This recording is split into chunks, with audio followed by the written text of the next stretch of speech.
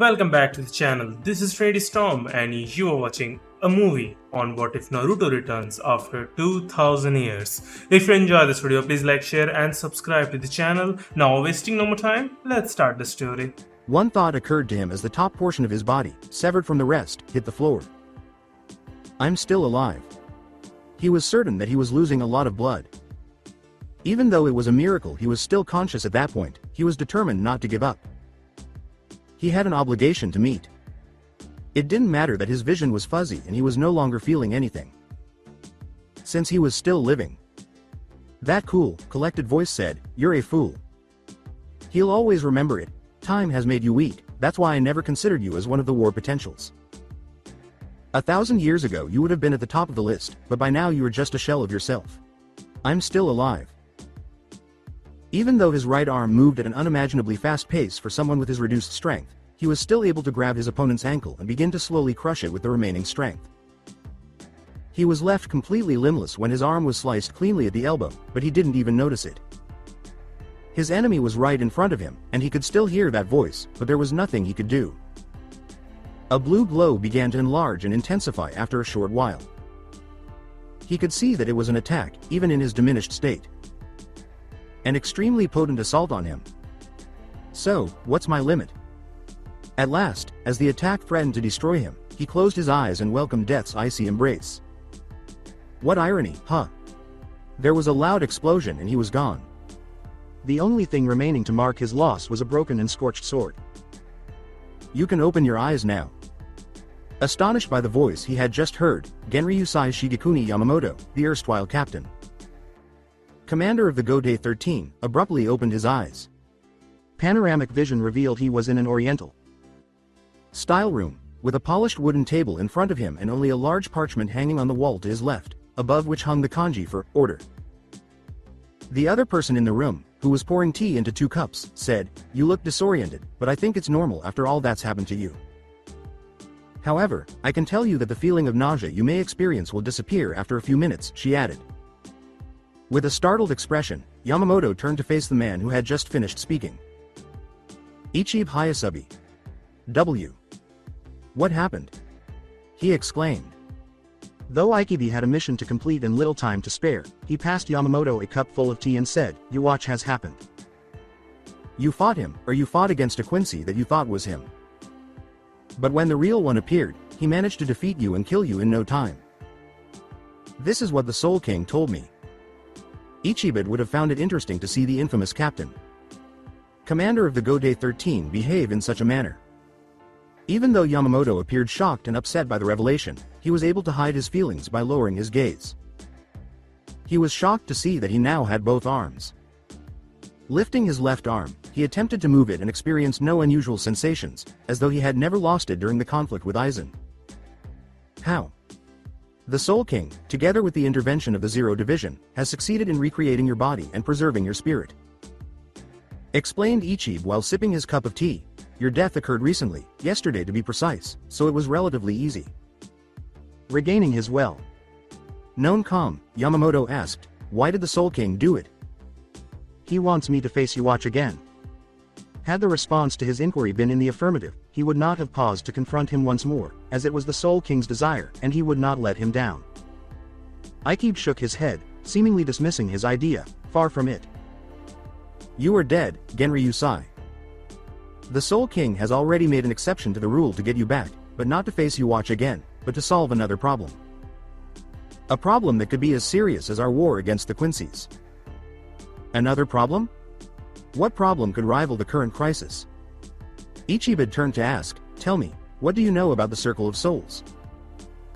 "That the Soul King is the one who regulates the flow of souls in the Soul Society. If he were not there, then our world, as well as the Hueco Mundo, the human world and others would be ruined." Nodded. "That's true, but what you don't know, is that the Soul King also manages other worlds than those known. In truth, he is not even the only existing Soul King. From what he told me, there are many others like him who reign on other worlds." Yamamoto looked at him with astonished eyes. "From what I know, a world with few souls is managed by a Soul King, but once that world develops and souls increase, a new Soul King is assigned to that world, so as not to compromise the flow of souls among all the worlds. In these primitive worlds a Shinigami or something similar is then assigned, so that all the creatures that pass through can find their way to the Circle of Souls. Obviously every Shinigami can be different or change over time, obtaining powers, reputation and appearance different from those like us. Now, Yamamoto asked with calm eyes, is the job for which I was brought back to life related to the fact that you're telling me all this? Yes, that's the case. You must know that the Shinigami of this world is being controlled by humans and can no longer perform its duty, at least not completely, said Ichibe, surprising the former captain. Commander, in very simple words, they are using that Shinigami to bring the dead back to life, including souls. That shouldn't be possible. Bringing the dead back to life is not such an amazing thing, even I can do it in a sense, but also control the souls, Yamamoto said, feeling a little concerned in addition to being surprised. It goes against all the rules of the cycle of rebirth. Nodded Ichibe. A soul that has already been reborn can no longer be controlled in any way, yet these humans have managed to get around the problem. From what I learned, they are creating something like copies when they bring someone back to life. This is a threat to the entire circle of rebirth, especially if this technique were to be passed on for years to come. A soul takes time before being reborn. If humans had to go ahead with this system, no soul would leave that world anymore, said Yamamoto, narrowing his eyes slightly before nodding. Yes, that's problem. Fortunately, it seems that not all humans are allies, so those unrelated to this system live and die without any interference, thus allowing the Shinigami of that world to take their souls. Ichibe was silent for a few seconds, and that's why you've been brought back to life. To solve this problem, a problem born in your original world. With disbelieving eyes, the elderly Shinigami asked Ichibe, my original world? The royal guard commander gave a nod. Well, to say the true, original world sounds bad and is incorrect. Previous world is more correct. As Genryūsai Shigekuni Yamamoto, you were born here in the Soul Society, so this is your world right now, but before you became what you are now, you were another person. A young human named Uzumaki Naruto. Uzumaki Naruto was the name that escaped his mind. Ichibe said, if you don't remember anything, it's more than normal. Whenever a soul goes through the rebirth cycle, the memories of the previous life are erased. Then, he picked up the large brush by his side and said, but with me, this problem can be solved. Writing Uzumaki Naruto in just a few short seconds on Yamamoto's right breastplate. Yamamoto was going to question him about the meaning behind writing his name on his haori when all of a sudden, flashbacks and memories of a previous life flooded his thoughts. A life that was Naruto Uzumaki's. Despite the blurry view and being at the foot of a massive waterfall, he was not fatigued. A boy with dark hair and two enormous wings shaped like hands stood on the other side of the waterfall. His body was paralyzed by a sharp pain, and then his vision turned completely red. Standing on that boy's body was what he saw when his eyesight returned. It was obvious that he would never be able to stand again after the terrible abuse inflicted upon his body. That boy with the black hair was gone. Everything went dark as a fresh stab of pain struck him, this time at the base of his neck. The next thing he knew, he was surrounded by people yelling at him while kneeling on a stage in the middle of a big square. Uzumaki Naruto. For the murder of Uchiha Sasuke, you are condemned to death. Yelled a blonde woman as she crossed his path. He attempted to escape, but something that felt like wood held him in place. A white-haired man appeared beside the woman, carrying an odd rock-based sword. With the sword raised above his head, the newcomer approached and stopped in front of him. For what it's worth. I'm sorry, Gaki. The sword's blade dropped to the ground. For the final time, everything went dark. Putting one hand on the table and the other on his face, Yamamoto said, W. What? What was that? That was your past life. Said Ichibe with a calm voice. To give a new name to someone, I should use my Shikai and then my Bankai, but to give back an old name I can simply use my brush. What you just saw were the memories of Uzumaki Naruto, the one you were before you became Genryūsai Shigekuni Yamamoto. It felt weird to repeat that moniker, but I killed Sasuke. My own teammate. Seemed natural to him. I was killed by arrow. Sennin. You used the power of the demon that was sealed within you, losing control to the point of killing him. Ichiban nodded, not even trying to refute the statement. Yes, you killed him. I seem to see myself 1,000 years ago. Always a demon, no matter what, Yamamoto said, casting a downward glance at his own hands. The bald monk, who was scratching his beard, said, actually there would be something to add to what you saw. Something you never could have known. You were betrayed. Yamamoto blinked once, twice. What? Well. Maybe, betrayed, is too strong a word. What I mean is that you have been used, or sacrificed if you prefer. What are you talking about, Hayasubi? I killed Uchiha Sasuke, therefore I was executed for that. Yes, that's true, but that was just a part of a much larger plan devised by someone who should have been dead. Ichiban looked at Yamamoto straight in the eyes. Your own father, Namikaze Minato, has planned everything, including your death. The former captain. Commander silently observed him, wondering if he was kidding, but he asked, how? When he failed to detect any hint of dishonesty on the other man's face. A question this brief and general could have needed more explanations, but Ichiban was ready because of the Soul King's intervention, so he told Yamamoto what he knew. You are aware that the Kyuubi was released on the night of your birth, but you are unaware that the fox had been sealed inside your mother's body, Uzumaki Kushina, up until the moment of its escape. When your father chose to enclose the demon inside of you, he employed a novel and experimental method by calling upon the Shinigami of that realm, whose abilities were marginally greater than those of the fox. He was able to divide the fox's chakra into two sections by using this method. Using two distinct seals, he sealed one inside of him and the other inside of you. For you, the Shinigami's, and for him, a brand new creation of his. In order to use a technique that involved calling forth the Shinigami, Minato would have needed to give his soul as payment. However, one of his dependable ninja finished the technique in his place, sacrificing his soul rather than your father's. Your father ended up in a deep coma as a result of the fox, while your mother passed away shortly after it was removed from her body. Normally, only an Uzumaki could have kept the demon contained, but your father was able to live because he had developed a trustworthy seal and because he was weaker than the fox. The man you called Arrow. Sennin took Minato with him to the realm of toads, where Minato was in a coma for over a year. Upon awakening, Minato learned of what happened after sealing the Kyuubi and started working tirelessly to control its chakra, but above all to be able to bring his wife back to life. It took him 2 years, but in the end he managed to create a technique that would bring people back to life, but not as puppets, but as real people. However, he ran into a big problem. Ichiban gestured to Yamamoto, who was looking at him startled after discovering that his father was still alive and that he was being treated like an outsider in an orphanage. After another year of studying and experimenting with his seals, he managed to create a safe area to summon his wife without interfering with your seal. His new jutsu would allow him to use the Shinigami to his liking to control souls so that the people brought back to life were perfect, but your seal created a disturbance in the use of the technique. They were able to refine his technique and seals with her help, but you continued to be an issue. Although neither of them enjoyed the thought of using drastic measures, they nevertheless made the decision to remove your seal in the only way that could be done, much to the delight of many. Whispering, Yamamoto managed to keep his composure. By killing me. Indeed. So, they started planning a way to kill you, but none of them had the courage to take your life directly, for no reason at all, Ichiban said calmly.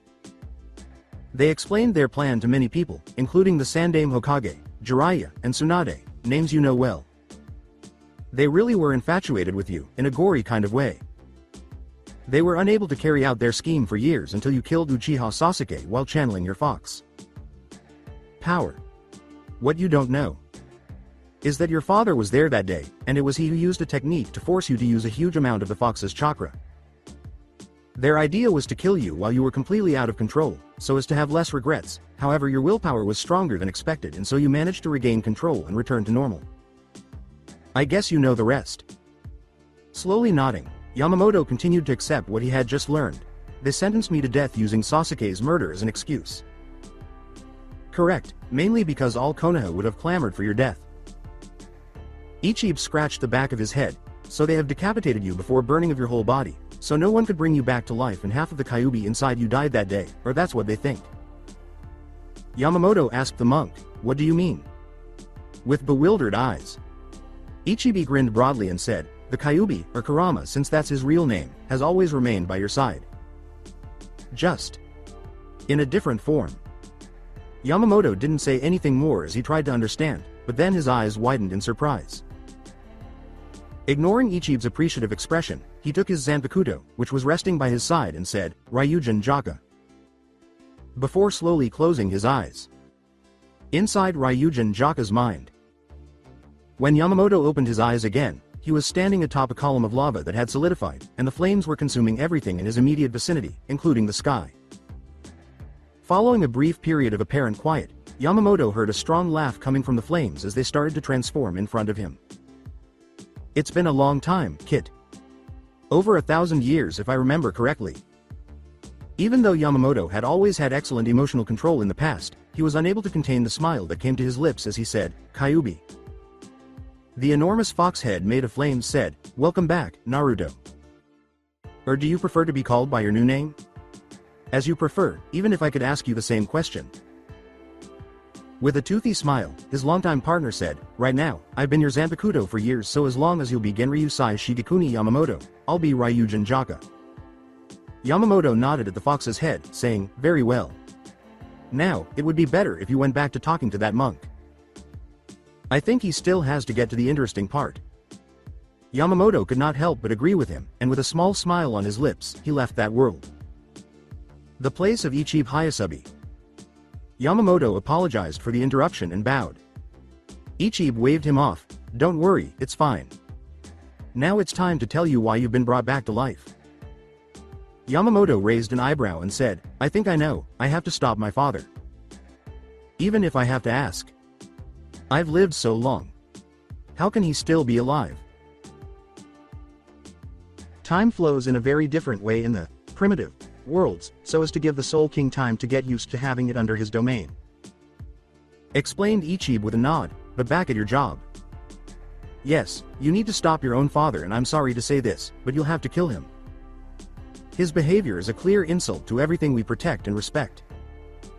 Yamamoto momentarily shut his eyes. The Soul King desired that he murder his father, but he would have no trouble making that decision. While it's true that he was now recalling his former life, as Uzumaki Naruto he had never known him and would have had no problem killing him given it was his duty as a Shinigami of the Gode 13. With a firm nod, he turned to face Ichibu and said, I'm ready. The monk raised his head before leaving the tiny structure behind Yamamoto. There are some things you need to know. Once you have crossed a special Senkaimon, you will be given a new body. A body made of flesh and bone. You will keep your Shinigami powers, but you will also have your old chakra, with all the related abilities you acquired when you were still Uzumaki Naruto. Furthermore, when you have finished your task, you can continue to live in that world as you wish. This is the Soul King's reward for all your years of loyalty. The monk called Yamamoto as he was approaching the portal that would transport him back to his former world, saying, Your father is not the only one you have to stop. Every person who has been brought back to life. Those are fake souls and cannot be ignored. You will have to eliminate every single person brought back to life. Yamamoto appeared surprised by this news, but he nodded nonetheless. I understand. Genryūsai. Yamamoto looked back at Ichibu. Those people, although they are fake souls, are happy, and the same goes for their loved ones who have had the opportunity to see them again. Once you start your task, you will become a monster in their eyes. After a brief period of silence, Yamamoto nodded and said, I know, but even if I go back to using my old name, I'm Genryūsai Shigekuni Yamamoto, and my loyalty to the Soul Society comes first. With that, he entered the Senkaimon and vanished into the white light. The monk grinned as the portal closed and said, I hope you can find a new purpose in the new life that was given to you. He then grinned and turned to leave, saying, Now, for the other one. The land of whirlpools. Yamamoto knew as soon as he left Senkaimon that something was different.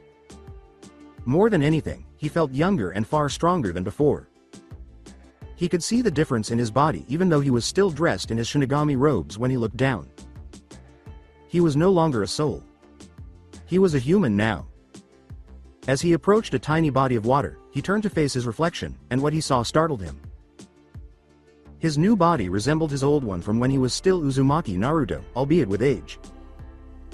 He was likely 20 years old now, with a physique akin to Genryūsai Shigekuni Yamamoto's, which included a scar on his forehead that was mostly hidden by his longer than before blonde hair. Now that we're here, Kid, should we go back to using our previous names? Amid a prolonged and intense period of quiet, Yamamoto, no, Naruto, exhibited a smile that would have any hollow trembling for cover. With a shumpo befitting a master, he disappeared into thin air and headed for the continent. I'd say it's a great idea, Kurama. Konoha has always praised about its will of fire. Now it's time for those same flames to be their condemnation. Naruto Uzumaki was back, and he was prepared to judge anyone who faced him with his fiery gaze. Naruto appeared out of nowhere and cast a serene gaze around. He was undoubtedly in the land of fire based on the enormous trees he could see all around him. He hadn't gone the wrong way, at least. Now, how should I behave? Before moving north, Naruto noticed a lot of people, so he reasoned, if I just go to Konoha and then kill everyone, it could be a problem. Though they managed to enslave the Shinigami of this world, so perhaps they have some tricks up their sleeves that I am still unaware of, I don't think they can defeat me. The issue of identifying those who have been brought back to life also exists. I would suggest taking a brief inspection tour to get an idea of what we have to face, Kurama said in a deep voice reminiscent of when we were still Bijus. It is not certain that their souls are different in appearance. Excellent idea, but first. Naruto focused as he activated his chakra for the first time, and a burst of white smoke engulfed him in a matter of seconds. Dissipated, and in its place stood an elderly man with a long gray beard. Will you make use of your appearance as Shigekuni Yamamoto, Genryūsai? Indeed, I'm a stranger to them. The end of the world would break loose if I revealed my actual appearance. Naruto said, it's better to use my old appearance, especially with you still hidden in my walking stick. He was walking like an elderly man, his eyes nearly closed. That's hard to argue with, Kurama said, nodding, and, Kit. Yes, there is company. Suddenly, a number of men, each distinct from the others despite wearing dark clothing, emerged from the surrounding trees. Naruto quickly identified that group as a group of missing nin, as each of them wore a headband bearing a line engraved above the emblem of their previous village. His mind instinctively went to two missing nin, in particular, who had perished years earlier on his first official Konoha ninja mission. I wonder where they ended up after the circle of rebirth. One of the missing nin stepped forward and said, hey, old man. This area belongs to us. If you want to pass you have to pay a fee. Some of the ninja growled for comment, but Naruto could only sigh, yar yar. Today's children are truly disrespectful, while the other men laughed as if they had just heard something funny. Then, slowly opening one eye, Naruto said, I think a punishment is a must. They were all on their knees in an instant, crushed under an immense pressure, and none of them knew what had happened. The majority of them had dark patches between their pants, foam coming from their mouths, and tears in their eyes as well, but Naruto ignored them all in favor of focusing on the man who had spoken, who was staring at him with frightened eyes. Naruto calmly stated, my task has no time limit. However, I don't have the patience to teach infants like you how to breathe. Bile rose to his throat from the missing nin in front of him. How could that have happened? He had brought them to that condition, and the man in front of him had done nothing. When he was a Kumo ninja, he had experienced the Hachibi's evil energy, but it was nothing compared to what he is experiencing right now. Naruto leaned forward slowly and asked, however, before you faint, tell me. In which direction is Konoha? Pointing behind his own shoulder, the ex-ninja of Kumo barely managed to move a trembling arm. Thank you. Naruto then released his spiritual pressure, causing all of the nearby ninjas to pass out. I see you haven't lost your touch. It has become a part of who I am, and I still need to realize how many years have gone by since my passing. I have thousands of years of experience over them now, if I'm not mistaken. It will be the first and only time I say this, but right now I would like Uchiha Madara to be alive just to see you reduce him to ashes. A loud laugh echoed in his mind. Naruto smiled and continued to walk, appearing to close his eyes. I'll take that as a compliment. Gazing at the second ring of the shinobi village's walls, Naruto thought, well, it seems that Konoha has grown a lot. It appears that during his years away, Konoha had also grown geographically, taking up considerably more area than it had previously, to the point where they had constructed additional homes and a second circle of walls outside the original walls. Though it was clearly farther away, he could still see the Hokage mountain, which now had 5 heads. Ignoring Kyuubi's remark that the former Hokages had constructed a sizable village as a kind of compensation, Naruto moved in the direction of the large gate in front of him. A short while later, he recognized two faces. Those two, huh? Gazing at Kotetsu and Izumo, who were both close to the entrance, Naruto pondered, I feel like not much time has passed since my death. That, or these two haven't risen in rank. Naruto was stopped by Kotetsu, who raised one hand to say, halt. State your business. With a deep introspective sigh, Naruto moved quickly toward them and said, I'd like to come in and spend a couple of days in Konoha. Many years have passed since I last stayed here and I would like to see what has changed. Izumo gave him a grin. Well then you will surely be surprised. Konoha has made enormous progress in recent years. Naruto said, I can see that. Last time I was here, there were only 3 faces on that mountain. However, in order to get away with lying, he had to appear to be very old. You visited us a few years back. We weren't even operational at that time. Kotetsu said, looking surprised. Naruto could only agree with the fox when he said, even if they had been on duty, they would still be guarding this gate. After waiting years for admission, Naruto was eventually granted a temporary pass after a few minutes. Since he was still in the new Konoha area, the first things he saw didn't particularly impress him, but his old village paled in comparison to the splendor of the Soul Society. But as he strolled through the vibrant streets, he saw how much the population had grown. Do you believe that these individuals were revived? It's difficult to say. Kurama grunted, no, now I'm sure of it, we can't recognize them. Even with our abilities, I can't tell if these people have always been alive or not. After a moment, he changed his mind.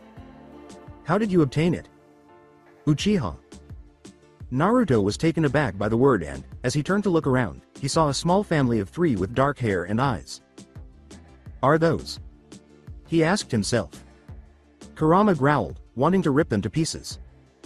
Yes, they are Uchiha, I can feel it. And last time I checked, your teammate's older brother had exterminated the entire clan. His hatred of that clan had not yet faded, even after all those years as Ryujin Jaka. This implies that my father revived the entire clan, most likely including Sasuke. Fantastic. Excellent. We now have to eliminate the entire clan. They are a real pain in the ass, not that I'm complaining. You'll inform me, next, that the Senju have also returned. A shopkeeper next to them greeted 2 people wearing clothing bearing the Senju clan symbol, saying, Ah Senju. San, welcome back. Oh my god, my big mouth. Naruto sighed, it looks like it will be a long job if we want to do it properly, and turned to head toward the original walls. To truly grasp the extent of the village's transformation, he needed to visit the actual one. Upon reaching the gate, all he had to do was present his pass to gain entry, and at last, he was able to see the location of his upbringing back when he was still known as Uzumaki Naruto. Naruto thought, it's almost time for lunch, I might as well go eat, and he started toward his once favorite ramen stand, which had, to his surprise, grown into a sizable restaurant. He went through the front door, ringing a small bell to draw the attention of a maid, since he could smell the aroma clearly. Welcome to Ichiraku Ramen. Do you want a table or do you wish to order to take away? Said the smiling young woman as she approached him. So they made staff hires. Before nodding at her and saying, a table for 1, please, Naruto wondered if Ayame was still employed there. The waitress brought him to a small table and said, of course. This way please. While waiting for him to make up his mind about what to order, Naruto sat down, looked around, and was pleased to see that the restaurant was packed with patrons. Naruto had no ill will toward the small family that had provided for him for the most of his life, often at no cost, even after realizing that his former life had been a lie for a greater good and embarking on his mission. But Naruto noticed something at a nearby table that startled him, and for the first time, he felt a tiny twinge of regret for having to fulfill his obligation. Amino Iruka, his former academy teacher, was seated at a table for 4 now, and he was not by himself. Beside him sat a woman with purple hair that Naruto identified as Midarashi Anko, the kunoichi he had seen during the Chunin exams. 2 older individuals, one of whom bore a striking resemblance to Iruka, were in front of them. Those have to be his parents. They passed away, as far as I can recall, the evening you were freed from my mother. I think that first we should talk to the Shinigami of this world, maybe we could prevent it from being summoned, Kurama said, but your father certainly didn't hold back. If what I see is true, there will be hundreds of people to kill before it's all over. Perhaps, but it would be wiser to take a look around first. Iruka doesn't appear to have aged much. Naruto said, the only way I can be sure is to meet someone from my old class. With that, he left the restaurant and made his payment for multiple bowls of ramen using the cash he had taken from the missing nin, making his way to the academy. Naruto looked around and saw that there were more shinobi in this area of the village, but he didn't really care because he was just keeping an eye out for any familiar faces. A few minutes later, he spotted 3 ninja walking in the opposite direction of him, all 3 of them wearing green vests over their clothes. As Team 10 walked and conversed with one another, Naruto thought, well, it looks like they all became Chunin, even if the lazy one has Jonin's vest. His intelligence must have helped him a lot.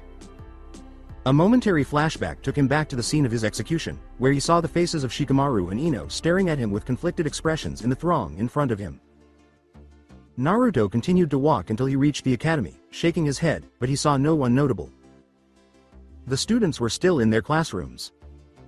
Based on the appearance of the others, I would estimate that approximately 10 years have passed since my death. Most likely, Konohamaru and the others are no longer in school. We can't just aimlessly stroll around in the hopes of finding something. You should visit the library, where everyone should be able to access the historical texts. Naruto nodded. He had thought of depending on written texts before, but he still wanted to investigate other options first. Naruto closed his eyes to focus and checked to make sure no one was pursuing him before disappearing with his shumpo and resurfacing in an alleyway close to the library a short while later.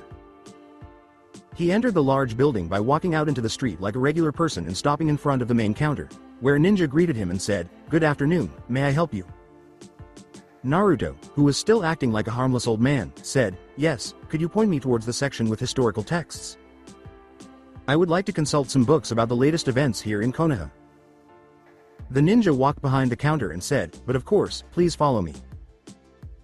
He then moved between 2 enormous shelves and pointed to a number of books, saying, "These texts cover the entire history of Konoha from its foundation to the present, but for what you have requested, these 2 will suffice."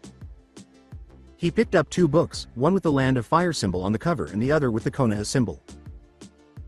The first covers all events from the return of the Yondaime Hokage to the present. Many of his miracles are also indicated, while the other covers the same historical period but is not limited to Konoha but to the entire Land of Fire. They are still events that are born of our ninja. After expressing gratitude, Naruto took the 2 books from him and sat at an empty table. He opened the first book and read for a few hours, then turned to the second book, skimming a few chapters he didn't find interesting. Eventually, the sun was almost set, and Naruto rubbed his eyes while attempting to block out the impending headache. This task will take a lot of time. You're right, Kit, the list of targets is longer than I had anticipated. It seems that Namikaze Minato and his spouse, Uzumaki Kushina, had come back from the grave the day following his demise. After being hailed as a hero by the populace, the Yondaime returned to his role as Hokage, leaving Tsunade in charge of the hospital. In the days that followed, Minato had revealed that he needed to stay hidden in order to rebuild his strength and master the chakra of the Kyuubi, his newfound power. The fact that his father was treated like a god in spite of being a jinchuriki just like him particularly infuriated Naruto. The surprises didn't stop there, though, as the Sandaime Hokage unexpectedly rose from the dead to shock everyone, or at least those who were unaware of Minato's scheme, and revealed that he had staged his own death in order to better regain his strength against Orochimaru. The shock was compounded when, once more because of Minato, the old leader reappeared as youthful as when he had first become Hokage. Naruto and Kurama had conjectured that Minato had used a unique seal to find a means of reviving people, and that the Sandaime had utilized a trick from Minato instead of actually calling upon the Shinigami during his battle with Orochimaru. The surprises for Konoha and all of their allies and adversaries were far from over, as Minato had disclosed in a significant speech that he was able to resurrect the dead after mastering the Shinigami's abilities. In Konoha's eyes, Minato had become the Messiah following a public demonstration. The next few months had been a series of constructing new residences and revitalizing or resurrecting individuals. All of the Uzumaki clan, including the first 2 Hokage and Uzumaki Mito, had been brought back to life, along with the Uchiha and Senju clans. Based on Naruto's findings, there existed conflicts between Minato and certain resurrected groups. However, after weighing the advantages and disadvantages of his actions, Senju Hashirama granted the Yondaime forgiveness.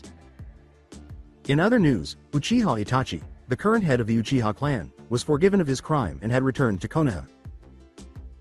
The remaining chapters recounted Minato's fabled adventures, which included winning Orochimaru back to their cause, vanquishing a fabled demon from the land of demons, and forging an alliance with the Nadeshiko village. Other exploits included marriages to strengthen the alliance with other villages that were allies. Not a single bad thing on all those pages. Naruto had assumed that the author of those books was a layperson. With my father and all the other people he brought back to life, we have 3 whole clans. I wondered, what should we do with the younger generation? Kurama pointed to one of the primary issues with their assignment when he said, "From what we have found, 8 years have passed since you died, and during that time, the people brought back to life have also had the opportunity to procreate. We don't bother them. They are living creatures made possible by the circle of souls, even if they were born of people with false souls." Without missing a beat, Naruto answered, "Now that we know what happened during my absence and how many targets we have, killing them would just be an injustice. We simply need to get in touch with this world's Shinigami and see if we can take any action to stop him from being called, in order to address the issue at its root. I guess there isn't much else we can do." "How will you get in touch with him?" "I'm not sure." Naruto considered using his Shumpo to vanish after making sure he was alone in the alley next to the library. It's possible that the technique to evoke him is preserved in the Scroll of Seals, but trying to break into the Hokage Tower to get it would attract too much attention. I also imagine that, after the theft on my part 8 years ago, they reinforced security. To Kurama's dismay, Naruto made a surprise reappearance in the middle of a clearing close to some trees and a path. 2 things were in front of him, a few feet away. The first was a kind of monument with names engraved on it, shaped like a kunai and entirely black. Though Kurama was aware that it was the memorial stone, his attention was drawn to the second item, a half-body marble statue of Naruto. Naruto said, "It seems like someone brought flowers recently. Apparently my father commissioned this monument to remind everyone that I was a hero for keeping you at bay for 12 years, since my birth." He then walked toward the monument and stared at it and the flowers at the base for a while. When they heard footsteps, Kurama tried to divert his attention from the thoughts running through his head, but Naruto had to gather himself before turning around and revealing his true feelings. Holding an orange flower bouquet in his hand, Uzumaki Kushina said, "Good evening, I've never seen you around here. Are you here to remember someone who is no longer there?" she asked. Naruto nodded after a brief pause. "You can say that." Before turning to face the monument once more, he was accompanied by Kushina, who placed the flowers beneath his statue and said, "You know, he was my son. Yet I have never been by his side except for a few minutes." After observing her for a while, Naruto asked, "Why is she telling me this?" Prior to stating, "This is nothing new. Many mothers lose their lives during childbirth, others lose their children." She looked at the elderly man at her side and nodded bitterly. "Yes, I know. Unfortunately we didn't have this luck, neither he nor I. I am one of the many people brought back to life by Minato, yet I never managed to hold my child in my arms," I said. With a small lift of an eyebrow, Naruto said, "So why not bring him back to life?" Naruto saw that Kushina's laugh was emotionless and said, "He can't. There was a special seal on his body, a seal of the Shinigami. Those who have it cannot be brought back to life." Staring at his own mother, who had no idea of his true identity, Naruto thought, "Ah. This explains why I haven't met a possible clone of mine yet. She is one of my targets. She will die anyway in one way or another. I could kill her right now with a sword blow, but then I would be back where I started when my father revived her." "Mom. I'm hungry. Can we go?" yelled a female voice from behind them. Naruto turned to face the 2 girls, who were both roughly 16 years old, and had to suppress his feelings for the second time. One was an exact replica of his mother, and the other was almost exactly Naruto as he had been when he had used his Oiroke no Jutsu in the past. That particular detail alarmed me the most. Looking at the blonde girl who just pouted before pointing at the flowers at the base of the statue, Naruko's mother said, "Naruko, can't you see I'm praying for your brother? You should do the same, you know? Can't you see those flowers? Who do you think brought them today?" The other girl calmly said, "I can confirm her story, Mom. Right after training with our sensei, we went and got some flowers and brought them here. Is that so, Mawako? Then I'd say we can go eat. You go ahead, I'll join you soon. Kushina grinned at them. That was Kushina's second turn to face Naruto. Those were my daughters, in a way they helped me fill the void that remained after my son's death. The two girls nodded and turned away. I see. Naruto said, gazing at their vanishing form for a brief moment before turning to leave. It's time for me to go. It was a pleasure to speak with you. Before turning to face her son's statue, Kushina remarked, the pleasure was mine. A full minute went by in silence, at which point she bowed and followed her daughters out. So you don't just have to kill your parents, but you also have to make your sisters orphans, Kurama said as he approached Naruto, who was strolling nearby and seemed to have no idea where he was going. This is getting to be a more enjoyable task. This won't deter me. I just hope my father has no other surprise in store for me, sighed Naruto. It is my duty as the former captain, commander of the Gotei 13, to ensure that the flow of souls is not put at risk. With your father, anything is possible at all times. His mind reminds me of Aizen. It's so quick and full of ideas. Now, what are you going to do? All we have to do is figure out how to communicate with the Shinigami. I'm going to ask an old friend if he knows anything about it, because asking around would seem too suspicious. And with a shumpo, Naruto vanished. The following day, Suna. So this is how the Hueco Mundo would be without its eternal night, Naruto thought to himself as he made his way to Suna's gate, which was really just a gap between two rock walls that was, if not blocked by a door, still marked. After arriving, he had to follow Konoha's instructions in order to receive a temporary pass. As he strolled through Suna's streets, he became acutely aware of how drastically different things were from Konoha. The distinction between the two villages was essentially the same as that found in the Soul Society between the Rukongai and the Seirei. It's peculiar, Suna and Konoha ought to be allies, so why does this place solely exhibit destitution and deterioration? With a bored voice, Kurama said, we'll probably find out when we can talk to Gaara, though I don't think he can tell us anything about Shinigami or the technique used by Minato. You should still give it a shot. Before arriving at the Cage Tower, Naruto answered, in any case, it will be nice to see an old friend again, especially now that he has become Cage. He went into the building and walked up to a person who appeared to be a secretary. It took the little girl a few seconds to notice him, but then she hurried to say hello. Gee. Good morning. How may I help you? In a courteous manner, Naruto said, I wanted to know if it was possible to talk to the Cage. It's about something important.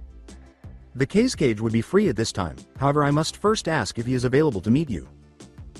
Can I have a name, so as to tell him who asks to meet him? The girl asked, looking surprised at his request even though she was still looking at an agenda. The secretary was confused when Naruto said, just tell him that an old friend is back from the grave. He'll probably understand. The secretary squared up to him and then pressed a button on an intercom on her desk. She turned to face Naruto, who was still grinning, and said, Cage. Sama? There is a person here who wished to meet you. He says that he is a friend who has returned from the grave. Gaara's voice could be heard over the intercom after a brief period of silence, saying, send him in. After expressing gratitude to the secretary, Naruto made his way to Gaara's office and knocked 3 times in front of the door. He heard someone say, come in, so he opened the door and went inside, realizing right away that they weren't alone. In addition to Gaara and the 2 shadowy figures that Naruto surmised to be Anbu, there was a young woman with brown hair who shared Gaara's hair and was holding a small child. Ignoring his old friend's suspicious expression, Naruto grinned and said, so not only did you become Cage, but now you also have a family. My compliments, Gaara, you got what I always dreamed of as a child.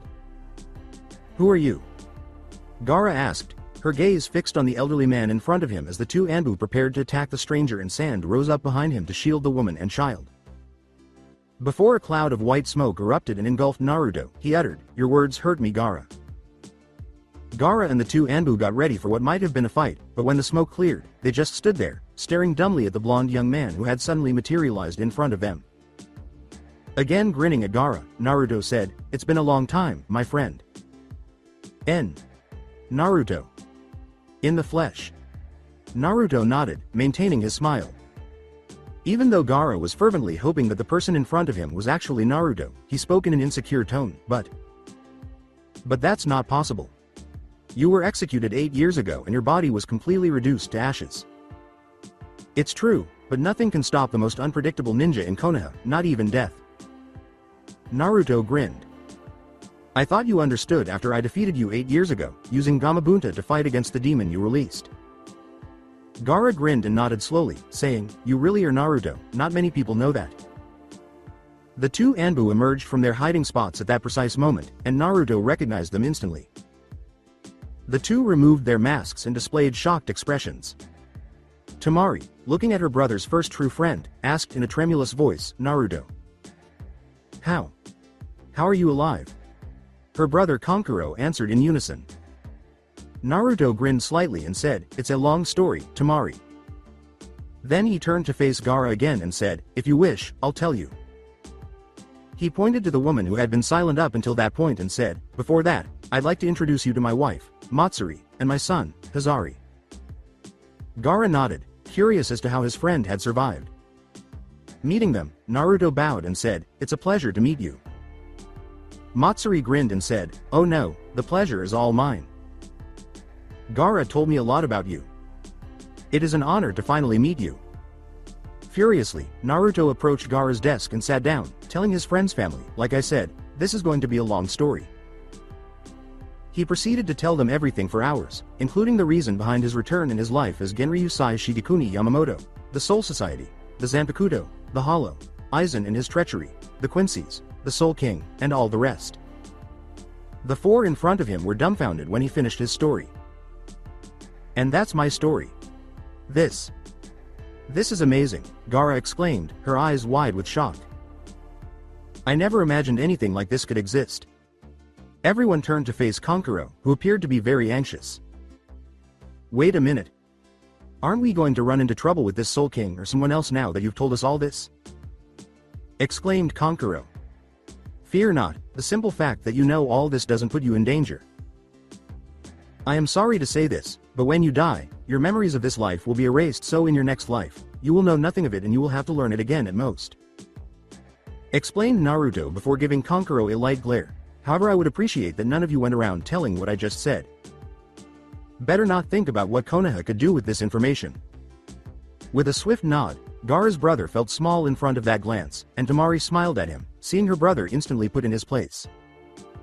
Your secret is safe with us, Naruto. The Kazekage nodded, asking, What are you going to do now? Naruto said in a serious tone, I came here to see if you knew of any method to help me with the task. I also plan to try to get in touch with the Shinigami of this world. Confusion struck as Gaara said, Unfortunately, we are unable to assist you.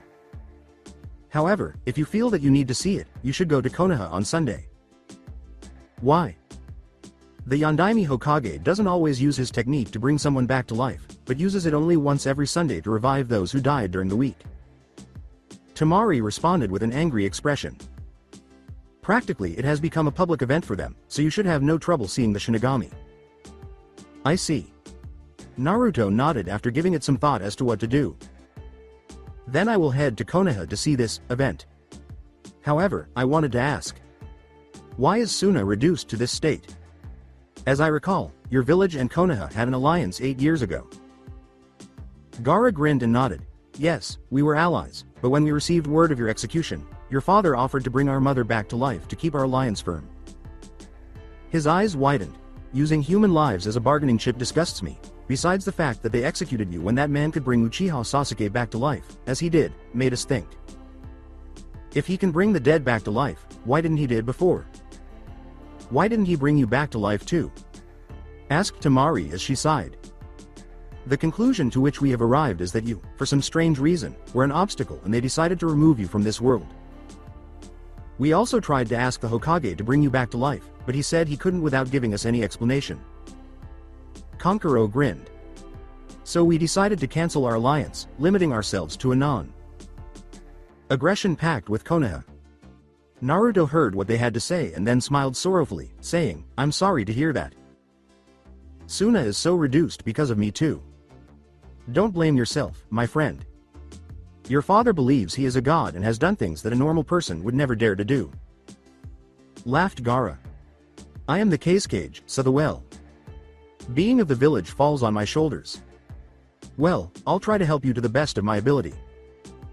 No friend of mine will suffer until I can avoid it, Naruto said, nodding before getting to his feet.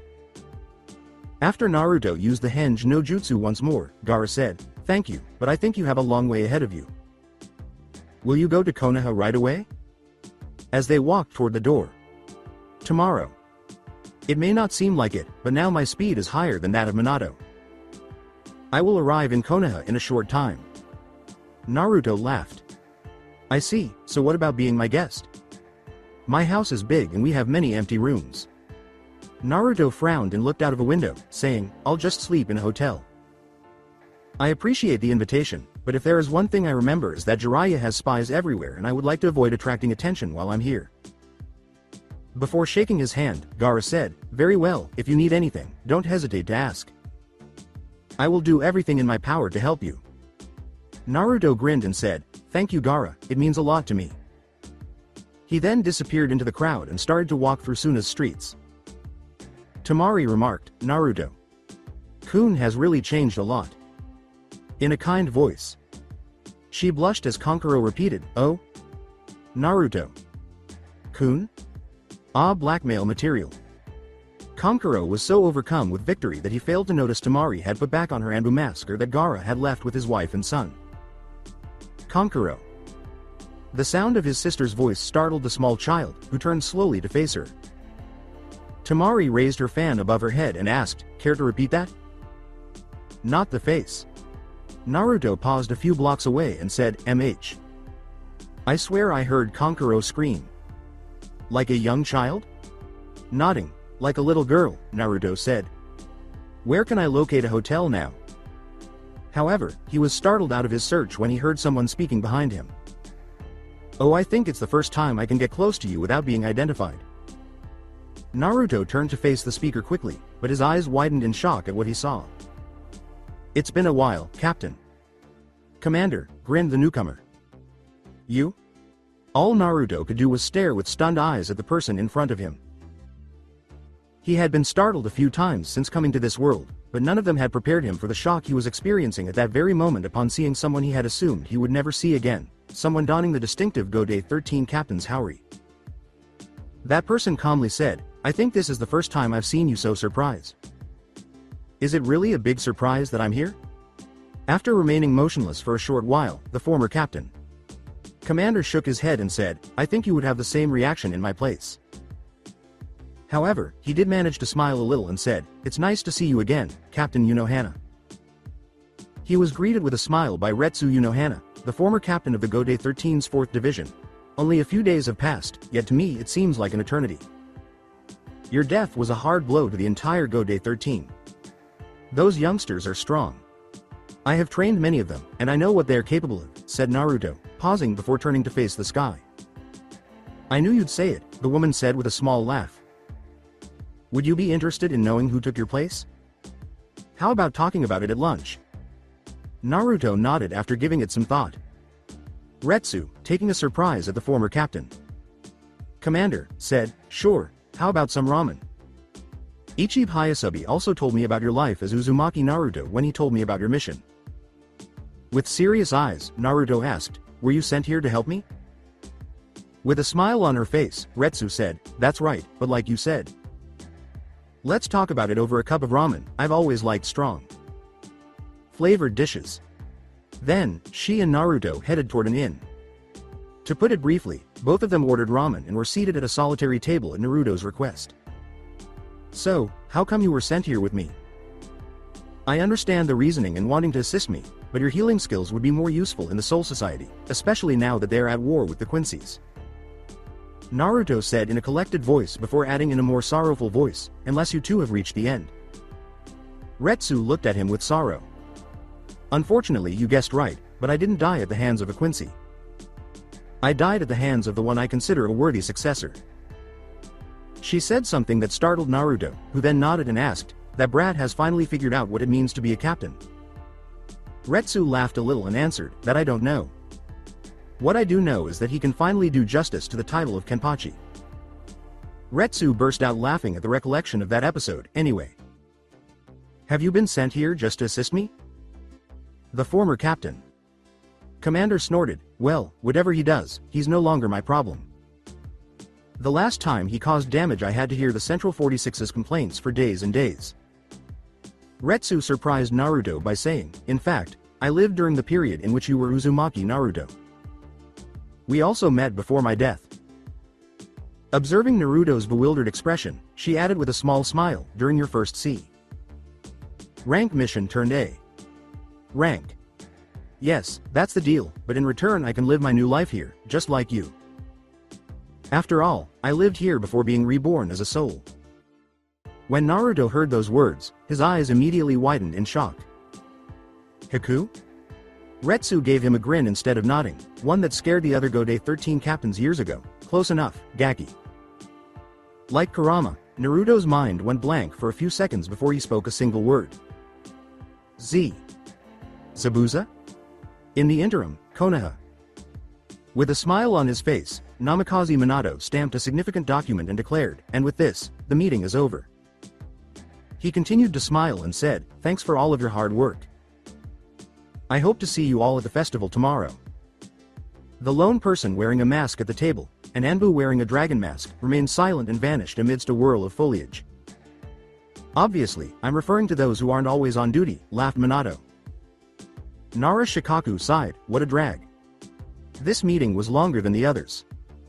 You knew what was waiting for you when you accepted the position of representative of the Konoha clans. Ichiraku Tuchi replied with a grin. You and I are in the same boat, after all. Troublesome. Next time I will vote for Itachi instead of accepting this job. After chuckling at his friend's remarks, Minato greeted the other members of the council and went to his office, where he knew there were more documents he needed to sign. The Hokage's workload had decreased significantly, at least with the new council he had formed 8 years prior, and if he was lucky, he could even finish early in the evening. The Hokage and the village elders, Shimura Danzo, Mitokado Homura, and Udatane Kaharu, remained the only members of the council upon Minato's return from the grave. Minato removed Danzo from the council and imprisoned him in the Konoha maximum security prison after learning of Danzo's true intentions and his private militia, known as Root. Satorubi Hiruzen, despite his newfound youth, was then placed in Danzo's place. But Minato realized that a small council could not assist him in all areas of the village, so he added 3 more members. Dragon, the Anbu commander, who assisted him in making crucial decisions about the most difficult missions. A representative of the Konoha clans, chosen by a vote of all clan heads, in which his close friend Shikaku won the last vote. And lastly, a representative of civilians, chosen by a similar vote of civilians only, in which Ichiraku Tuchi was elected because of his experience and broad knowledge of the civilian population.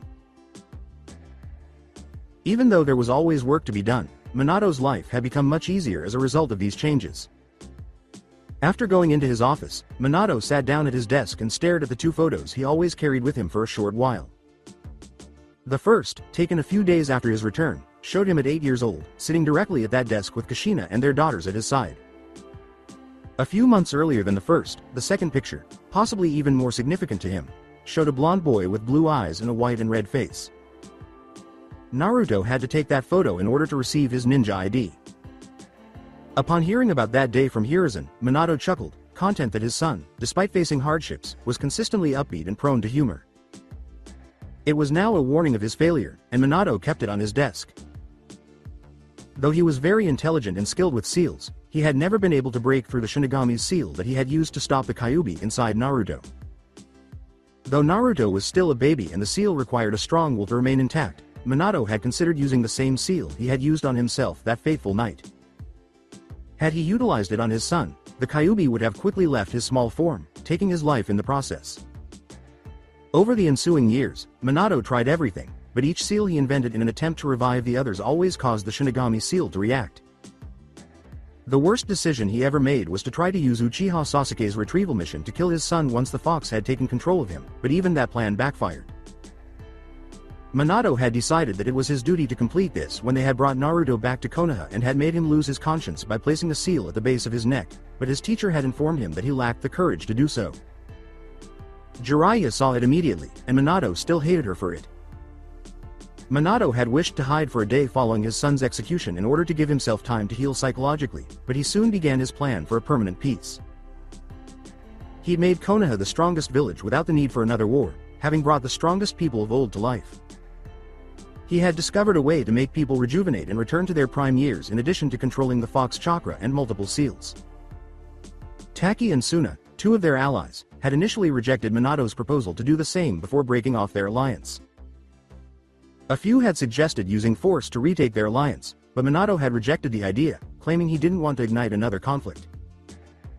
The evidence was that, despite Konoha's obvious superiority, he had never attempted to invade the other lands 8 years after his return. Minato smiled and said, "Don't worry, Naruto, I'll find a way to bring you back to life." Then he heard someone knock on his office door and said, "Come in." A Chunin hurried in and stopped in front of his desk, saying, "Hokage Sama, the guards at the south gate have reported something they think you should know." Minato asked, looking closely right away, "What is it?" When Minato opened the file, the ninja in front of him handed him with some papers inside. He saw a picture of an elderly, bald man with a long gray beard and a scar on his forehead that said, "Genryūsai Shigekuni Yamamoto?" "Yes, sir," nodded the Chunin. Apparently, he arrived just before noon yesterday and asked if he could enter Konoha and stay for a couple of days. From what the guards told us, he hadn't come to Konoha for several years and wanted to see what had changed. "I see. And this Genryūsai caused trouble?" "Not at all, but it seems that he is no longer in Konoha and no guard post at the gates has seen him leave the village." The ninja responded with a serious expression. "We also tried to use the security force and your seals to increase the capacity of their Byakugan, but there was no way to find him." Minato said, glancing down at the image of Naruto's henge. "Try again to find him. If the village isn't where you think he might be, try the training grounds or the wooded areas." Before departing the office, the Chunin nodded and said, "Yes, Hokage Sama." Before signing papers, Minato thought, maybe it's nothing. But why'd I get the feeling that something big is coming? Maybe he's a retired ninja and he left with some jutsu. But the barrier that surrounds Konoha should have noticed it. Suna. Uneasy quietness enveloped the inn's table while Naruto consumed his ramen without raising an eyebrow. He was on his 5th bowl and still not a word had come out of his mouth. When the waitress brought him the food, she was even more nervous about his presence. After all that time, the woman seated in front of him burst out laughing, saying, "I've known you for so many years, but this is the first time I've seen you sulk for a little joke." Naruto shot her a stern look and said, "In both of my lives, I never liked being on the receiving end of a joke, especially during my days like Uzumaki Naruto, but you should already know this, Haku." This made her laugh. "Pardon me, but I couldn't squander such a moment, the now." Identified Haku said. "The former captain." Commander asked, "Now, could you tell me how you can be Haku and Zabuza?" Before putting his bowl of ramen away. "To put it simply, when we died, I didn't want to abandon Zabuza. He should have gone to hell for all he did, but I didn't want to let him go. Apparently my soul didn't want to be separated from his." Haku smiled fondly as she poked the bowl of ramen. "And with mine being a pure soul, the Soul King decided to merge our souls, letting mine be the predominant one." At that, Naruto snorted, "Hard to say, seeing your early years as Gode 13, and even before then." Haku was forced to concede that point. "It is true that during my reign as the first Kenpachi my behavior was more similar to Zabuza's, but I think that was a thoughtful reflection of my soul before being reborn. The desire not to lose him." Naruto looked at the woman who had been by his side as captain since the start of the Gode 13 and said, "And eventually your kind side surfaced when you became captain of the 4th Division. You can say that." Haku grinned. "When Ichib Hayasabi brought me back to life and gave me memories of my past life, he explained your mission to me and offered to assist you." As he began to eat his 6th bowl, Naruto said, "I see. I guess you want to know what I discovered so far." Naruto started telling her everything he had learned, from the people Minato had brought back to life to his idea of meeting the Shinigami of that world, when Haku grinned at him and said, "I would really appreciate it." Haku appeared to be thinking deeply about something at the conclusion of the story. "A lot of targets, without a doubt. However, I think I have an easier way to get in touch with the Shinigami, assuming that Zabuza's memories are reliable." "What do you mean?" "Apparently, when Zabuza was still young, He had heard about the Uzumaki clan and how they were close allies of Konoha. Among the various stories he had heard, there was one that told of a temple located not far from Konoha, and that there was a way to get in touch with the Shinigami. Haku explained with a serious expression. We could try to reach this temple and see if the story is true or not. After taking a few moments to consider it, Naruto nodded and said, very well, we'll do as you say. It should not be difficult to find this temple. Haku nodded as well, and the two vanished into thin air using their respective flawless shumpos after haggling and making their way to the abandoned alley. Konoha's periphery. As they observed the enormous, immaculately maintained temple in front of them, the former captain of the 4th Division remarked, well, it must be admitted that it is a temple worthy of the name. Naruto said to Haku, MH.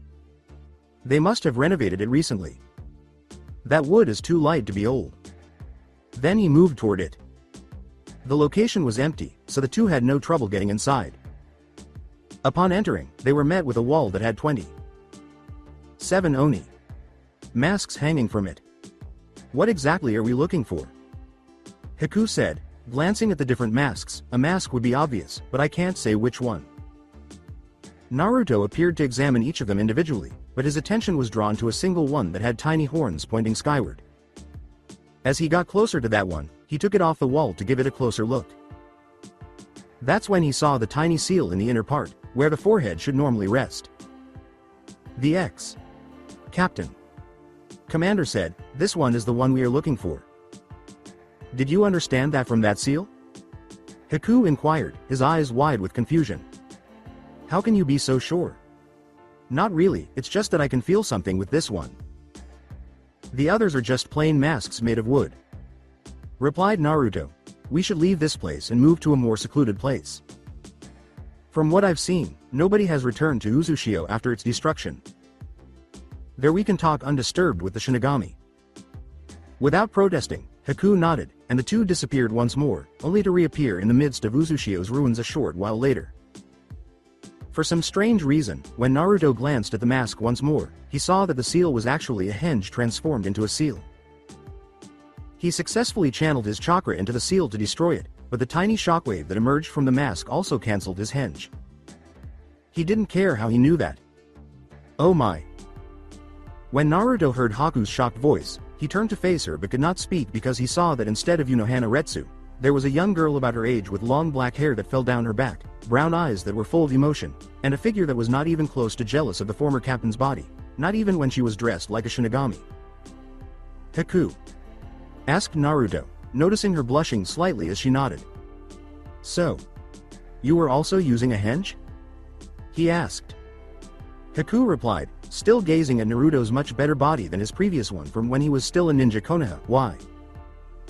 Yes, I didn't know if you also had a new body or not, so I preferred to use it. You look good. Even without the beard.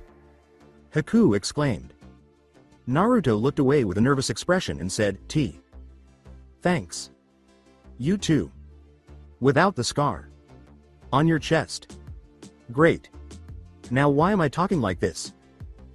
His expression abruptly darkened as he looked back at the mask. We've been fighting side by side for hundreds of years, and I've never had trouble talking to her. He shook his head to dispel those ideas. The appearance of the mask they had recovered had changed, and Haku appeared to notice it as well. Her expression darkened as she looked at the mask. Now the mask's mouth was closed, revealing a long row of teeth, and the eye holes were wider and thinner. The two horns were also redder, longer, and had hair paintings on their foreheads. Naruto. This is a hollow mask. Very similar to that used by Kurosaki Ichigo and the other Shinigami who had been tricked by Aizen, Naruto uttered, his gaze fixed on the mask he was holding. What are we going to do? Do you still want to use it? Naruto nodded and said, yes, since we have recovered it, we might as well use it. He then placed it on his face while directing chakra into it. A strange, violent mist emerged from the mask as a detachment from his face and levitated in front of them after a few seconds. In other words, the mask dropped to the ground and the Shinigami materialized before their very eyes. Naruto and Haku gazed at their version of that world. They are also Shinigami, so they are essentially staring at a comrade, but the Shinigami surprised everyone by lowering his knees to the ground and bowing. Captain. Commander Genryūsai Shigekuni Yamamoto. It's an honor to finally meet you. Naruto, wiping a tear from his eye, said, well, that was unexpected. Then he asked, you know me? But of course. I and the Shinigami of primitive worlds know all about the Soul Society and your legend. The Soul King keeps us informed cyclically about the events of the main worlds, so that we know how to react. Said the Shinigami before noticing Haku. Ah. You know Hana. Senpai. Forgive me, I didn't see you. Not to be outdone, Haku said, don't worry, it's no big deal. With a composed voice, Naruto questioned, since you know about me. Do you also know why I'm here? Yes, Ichiban Hayasubi sent me a message warning me of your arrival and your mission. The spirit got up, I am mortified. Because of me, you too have been sent to a world like this to solve my problems. Don't blame yourself. The humans of this world are capable of almost impossible exploits compared to the humans of other worlds. Naruto replied with a sigh. Now, I need to know if you can eliminate the people you brought back to life. Unfortunately, it is impossible for me. The jutsu created by that damn Namikaze prevents me from eliminating them, and I can't even cause their souls to deteriorate. I am practically without power until I am summoned and controlled by that jutsu. Explained the Shinigami prior to demonstrating several seals on his body. They practically sealed me in my turn, and if anyone ever evoked me outside of that Namikaze, I couldn't use my powers. Besides, these damn seals prevent me from talking about Konoha's secrets. Konoha's secrets? Haku asked again, raising an eyebrow. The Shinigami nodded. Through me, that damn human has done more than bring the dead back to life, but I can't say what. Haku expressed concern, saying, this might be a problem. We don't know what he has in store for us, before turning to face Naruto, who was giving the Shinigami a serious look. I understand. We will now use a powerful form of Kido to seal you. You can continue to reap souls and send them to the circle of rebirth, but you can no longer be summoned by anyone in this world. Explained the brunette before turning to Haku. Can you help me? The woman grinned and said, you don't even need to ask. Before beginning to work with Naruto. Eventually, after several hours, golden chains emerged from the earth and encircled the Shinigami. Not long after, a ring of light encircled him and he developed multiple red seals on his body. At last, the barrier gradually vanished, revealing a black iron lock hanging from the Shinigami's waistband. That's it, you're no longer under human control. Naruto nodded, looking pleased with himself. I know that I can't do much, but please, accept this gift from me. It will help you in your task. The Shinigami bowed again, thank you very much, Genryūsai. Dono. He then touched each of their foreheads with his finger. He saw their eyes turn yellow with black sclera, just like his own, and then turn normal again after a short while. What was that? Haku inquired, surveying her surroundings before fixing her eyes on the Shinigami. I have just given you what the humans in this world call dojutsu. Just channel your chakra into the eyes to activate it and it will allow you to recognize those who have been brought back to life, as they will be the only ones to have an aura similar to mine around their bodies. The Shinigami nodded lightly. Naruto nodded back at him and said, thank you, it will be very useful. The Shinigami then disappeared into thin air, and the mask that was used to call for it broke into several pieces. Haku asked, should we act right away? And Naruto nodded. The former captain. Commander stated, yes, it's time for us to send a sign. He then used his Shumpo to move toward Konoha, followed closely by Haku. Konoha, the next day. So this is Konoha, huh? Haku questioned as he passed by the villagers, who were having a grand celebration with no plans for the future. Even though it was just dusk and many people were already visibly intoxicated, there seemed to be endless joy in the streets. As Haku had done, Naruto repeated his statement, yes, even though it is quite different from when I lived here. He was wearing a henge over his actual body. I guess it's normal and... Naruto? Without glancing at her, the young man answered, I know. They are following us. As Haku peered at a few stalls, he asked, how do you want to act? With a firm voice, Naruto remarked, tonight will be the time when we show ourselves to everyone, but first I think it is better to remove these shadows. After a small laugh, Haku nodded and said, Captain Soifun would definitely be angry at such a poor stealth. With that, the two vanished in a flawless shumpo and reappeared in the middle of a training ground that was entirely deserted. It took them just 1 minute to come under attack from 12 ANBUs who had drawn their swords. An emotionless voice from one of the Anbu said, "Genryūsai Shigekuni Yamamoto, you have to come with us. Don't resist or we'll have to use more violent methods to arrest you." With his eyes briefly turning black and yellow, Naruto sighed, "Yar yar. These brats don't really know what education is. Especially those who were originally dead." After he finished speaking, the Anbu did not respond, so Haku moved forward and asked, "Is it okay if I take care of them? They're targets after all. You seem particularly anxious to fight. Is it Yachiru Unohana who's talking?" Naruto asked, glancing at his partner for a moment as the Anbu prepared to charge at them. Haku grinned icily and said, "Maybe. Or maybe not. It's just that I want to test my old blade." Without thinking about her or their adversaries, Naruto nodded and said, "Then, by all means, they're all yours." The Anbu captain gave the order to attack at that precise moment, but Haku thought they were moving slowly. She drew her sword, her menacing smile still present. "One thing I thought about was that perhaps the command of our Zanpakuto would have been the same," she said. "Kenpachi Zaraki, perhaps we will be able to learn the answer one day." With her free hand, she touched the blade of her sword as the ANBUs closed in on her, their weapons trained on killing. Two words rang out through the night's darkness. "Drink, Kabikirabocho." The last thing the Anbu saw before being decapitated was a brief flash. The captain only discovered that the woman they had attacked had disappeared into thin air when 3 more Anbu met the same end before the blood could even begin to flow from the neck. Where is she, exactly?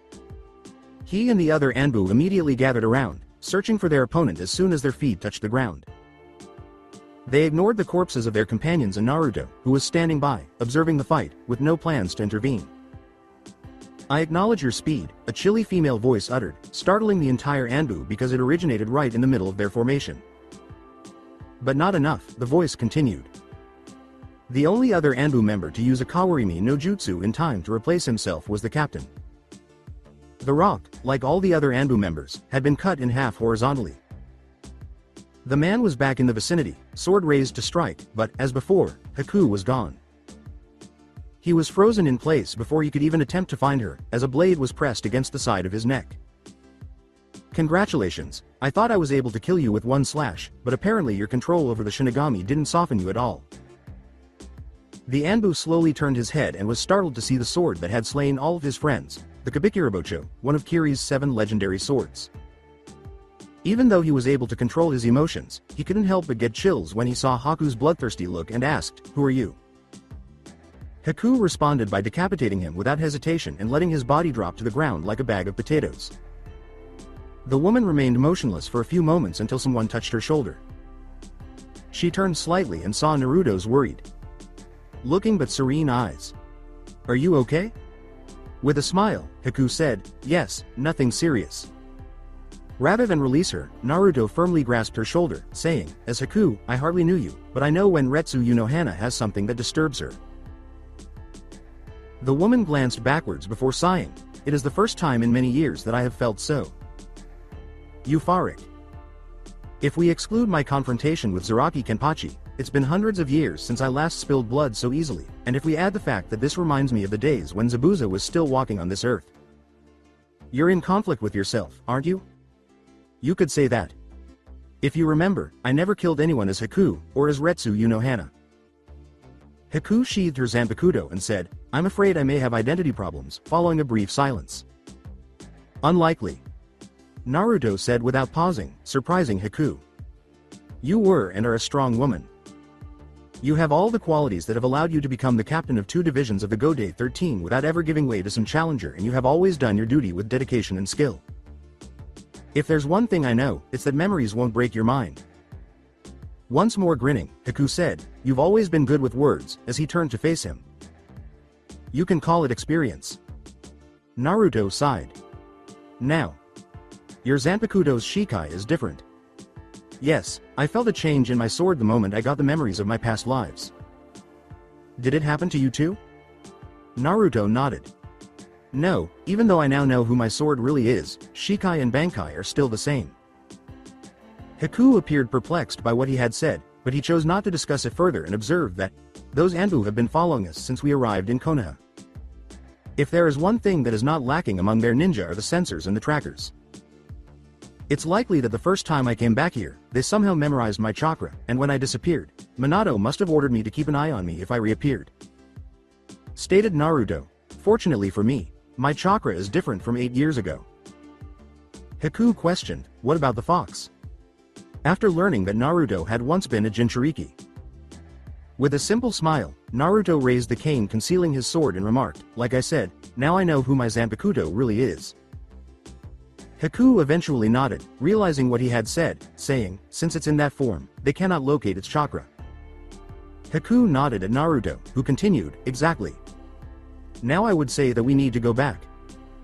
Tonight we will send a message to Minato as well as to all those who approve his choices. Naruto then vanished with a shumpo. With Naruto in front of her, Haku joked, we seem to spend most of our time eating. They were sitting in a restaurant. Both had cast a spell to remove their presence, including their chakra, before heading back to the center of the village, which prevented the sensors from detecting them again. Furthermore, they had each chosen to transform Henge into the lieutenant who had long served them in the Gode 13, realizing that Konoha's ninjas most likely also had a picture of Naruto. It can't be helped. Said Naruto with the appearance of Chojiro. Apparently, Minato will make an announcement at midnight on the balcony of the Hokage Tower. It seems to be a tradition and nothing new, but it will be the moment when most of the village will be watching him. At that moment, we will act. While eating a steak, Haku grinned and said, sounds good to me. However, just as Naruto was about to finish his meal, a group of people entered the room and those voices attracted their attention. Naruto looked at his two sisters and his former friends and thought, well, no one is missing. As he and Haku strolled through the village, they overheard some individuals discussing the young ninjas who the two daughters of the Undaime Hokage had joined, referring to them as Konoha 13. Hearing that nickname, he and Haku had both nearly burst out laughing, unable to resist drawing comparisons between them and the Gode 13. Even with their strength, Haku had joked that they were still not as strong as the lieutenants of the 13 divisions. Naruto sighed and said, this is so boring. Why can't we just take a mission tomorrow? Shikamaru, seated between his teammates, answered, troublesome. Can't you just rest for a few days? I would do it. You will rest every day of the year if you could, Sakura said, glancing at him. Sasuke made an unexpected remark, NH. I'm with Naruto this time. We haven't been on a mission for 4 days. You too, Sasuke-kun. Sakura asked, her eyes startled. I assumed you preferred to spend time at home. Sasuke blushed slightly and said, I like it, but not when my mother starts to wonder when she can have grandchildren to spoil. Sakura, much to Naruto's surprise, was wearing a wedding ring on her finger, just like Sasuke. Who would have imagined that, though? The Emo's monarch got hitched. Kurama laughed and continued, and with a woman. Naruto remarked, and I thought that nothing could surprise me anymore, after observing that Kiba and Ino, who were seated in opposite corners of the table, were also wearing rings. Despite this, the couple didn't appear to be married. However, this was not the case for Neji and Tenten, as she was wearing a dress bearing the Hyuga clan's symbol. Glancing at Sakura and Sasuke and remembering their first meeting, Haku remarked, both have grown up. Naruto nodded and then continued eating without saying anything more. It would seem so. Haku addressed him after a short while, asking, what are you thinking about? And don't try to deny the obvious, as you know me, I know you. I was just imagining what would have happened if I hadn't been killed 8 years ago. If my father had really died the night I was born, maybe all this would never have happened and I would be sitting at that table eating with my comrades. Said Naruto prior to being shackled. However, you can't change the past, and now that I've lived for so many years as Genryūsai Shigekuni Yamamoto, I wouldn't go back even if I could. Contrary to what they had done thus far, Haku smiled at him, nodded in agreement, and started talking to him about events from their previous life. Before it was time to pay and depart, Naruto quickly glanced at the table where his sisters and former allies were seated and turned on the Shinigami's eyes. Time seemed to fly by while the two former captains ate and conversed in peace, oblivious to the world around them. He was not at all pleased with what he saw. Haku questioned Naruto. Observing his eyes, what's wrong? 7 of them. I'll have to kill 7 of my former comrades, Naruto said, glaring at her gravely. 7 of them have already died. In the interim, Minato's office. Minato questioned, glancing at the Anbu in front of him, is it true? Yes, sir. Replied the Anbu. The team that reported having identified Genryūsai Shigekuni Yamamoto with an unknown woman was found in the training ground 7. All dead, killed by a single sword slash. Hasn't he been found yet? Minato asked with narrowed eyes. No, sir. It seems to have disappeared into thin air. No chakra residues to follow, no odors of any kind. According to the Anbu. The Yondaime sensei, leaning against a wall and wearing a serious expression for once, said, Minato, this is a serious situation. Those Anbu were not at all weak, and among them there were also an Uzumaki and Uchiha. To be killed with a single sword stroke. Minato nodded and looked at the village, saying, yes. Whoever killed them is very dangerous. Any suggestions? She asked. In addition to alerting all the Anbu? I would say that you could bring those who were killed back to life, so that you can understand how they died and how strong is this enemy. Jiraiya replied with a sigh. With a nod, Minato gave the masked ninja the order to notify the other Anbu teams before dismissing him in front of her. Once that was done, he and his sensei entered a sizable sealed underground chamber and, after shutting the door, he began using a lengthy set of hand signals. This was the unique jutsu that he had developed while hiding. It was a method that fused the legendary Banbutsu Sozo, creation of all things, with the Edo Tensai, in which the Shinigami was called upon to retrieve the souls of the dead, and the Kyuubi's chakra to construct a new body around the evoked souls, using the souls' memories to recreate their previous bodies. Minato yelled, Kachiyose no Jutsu. Riku and Kara no Fuki returned from the heavens. Before slamming his hands against the floor. But this time, nothing occurred. With bewildered eyes, Jiraiya gazed at the ground, asking, Minato? Is something wrong? Minato was perplexed as well, saying, I did everything as usual, but nothing happens. And repeatedly attempting to use his jutsu but failing. What's going on? Minato exclaimed. I checked the room seals and they are all in order. It is possible that something outside this room is interfering with your technique. Jiraiya gave a worried expression. Now we can't know how those Anbu died, in fact I think it was that man who caused all this. He must have found a way to block your jutsu.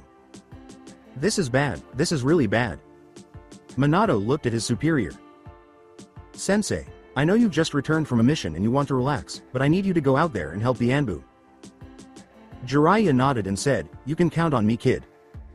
I'll summon some toads to help me, maybe I'll ask Orochimaru to summon some of his snakes to help me. She vanished in a tiny puff of white smoke. Minato, left on his own, inhaled deeply to soothe himself. With only a few minutes left before his speech, he couldn't appear agitated in front of the public. He would call an emergency council to address the current situation after the speech. The Hokage nodded to himself before making his way out of the room and out onto the balcony, where he would address the entire city of Konoha. He had no idea that Konoha would have heard a message entirely different from his own. A few minutes later. Above Konoha in the sky. Looking down at the Hokage Tower and the massive crowd gathered in the square in front of it, Haku said, it's starting. Will you act immediately? He asked.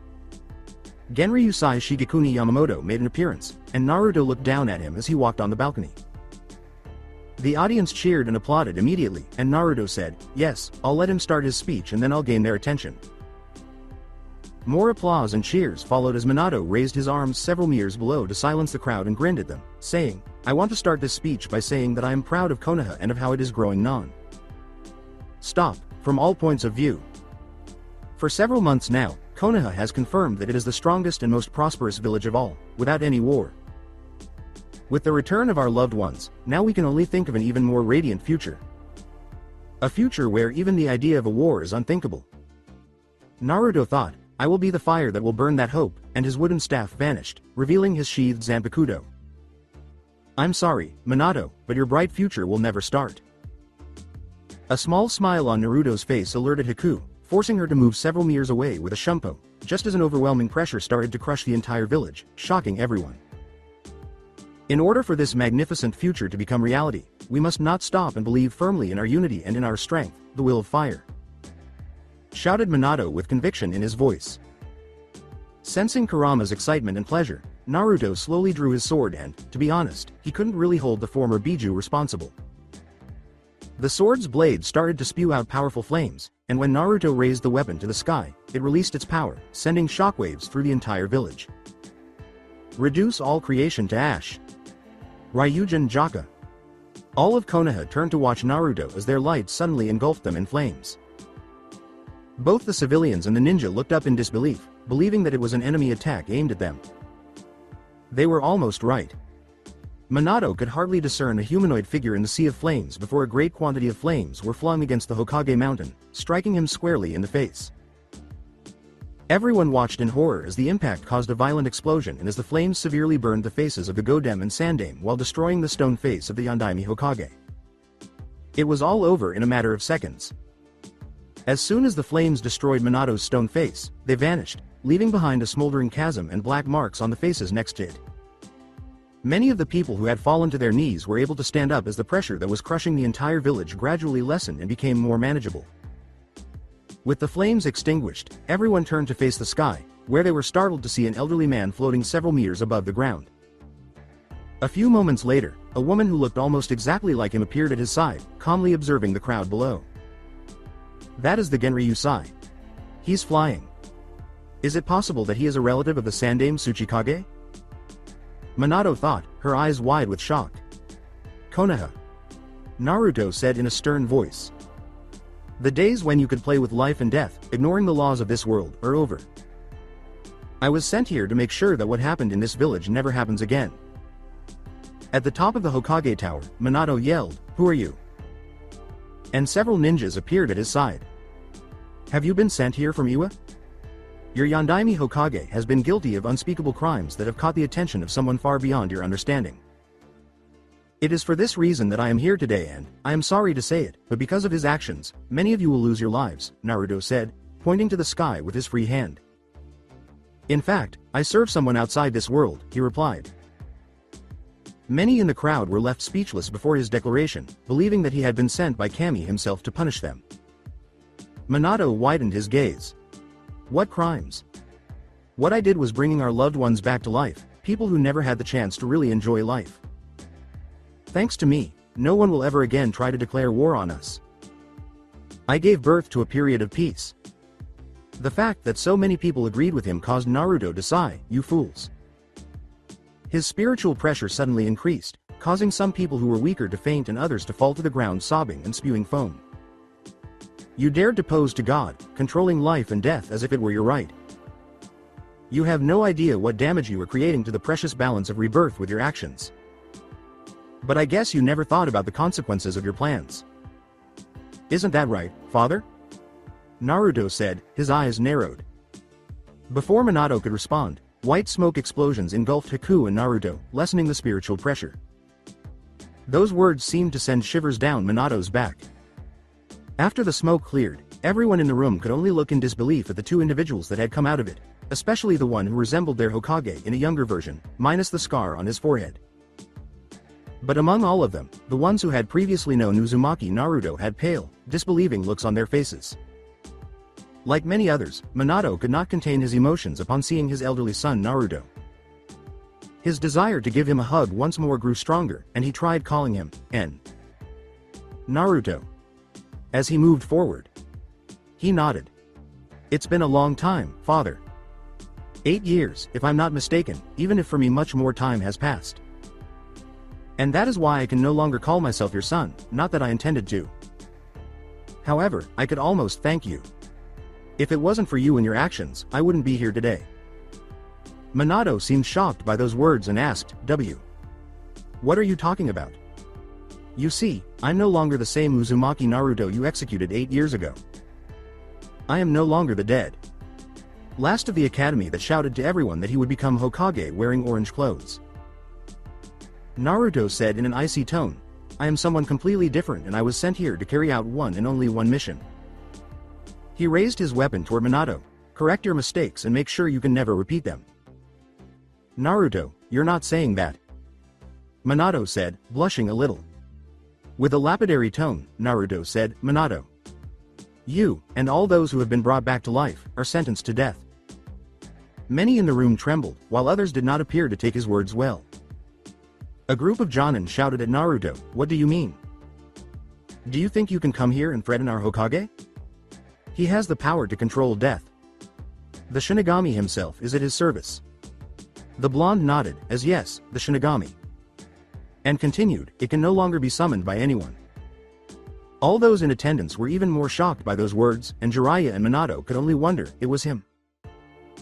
"Earlier, some of your Anbu were killed," Naruto said without pausing. "Your dear Hokage will not be able to bring them back to life, because the Shinigami has been permanently sealed and can no longer be controlled by anyone." The crowd started to get nervous, with some refusing to believe what he was saying. "As I said, all those who have been brought back to life by his jutsu will have to die to restore balance in the circle of rebirth. However, I don't want to execute you like any executioner." He raised his hand. "A week.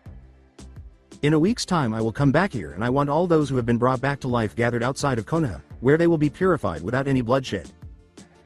You can't ask us this. I don't know what you had to go through to become like that, but if you're really my son, then you'll know that none of us will give up our lives." Minato yelled, "Naruto, please. There's no reason to kill anyone. Come back to us. We can finally be a family. Please, come back to us. You have no idea how many times I have dreamed of embracing you. We're a family," exclaimed the former captain. Commander, glancing at Kushina, who had just materialized at her husband's side. "Naruto." For a brief moment, Naruto closed his eyes, and Haku gave him a worried look before turning back to face his mother.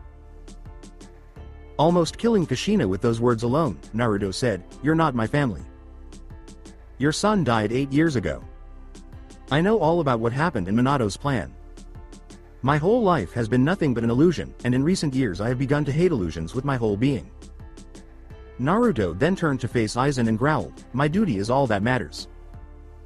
I will complete the mission by order of the Soul King, and none of you will be able to stop me."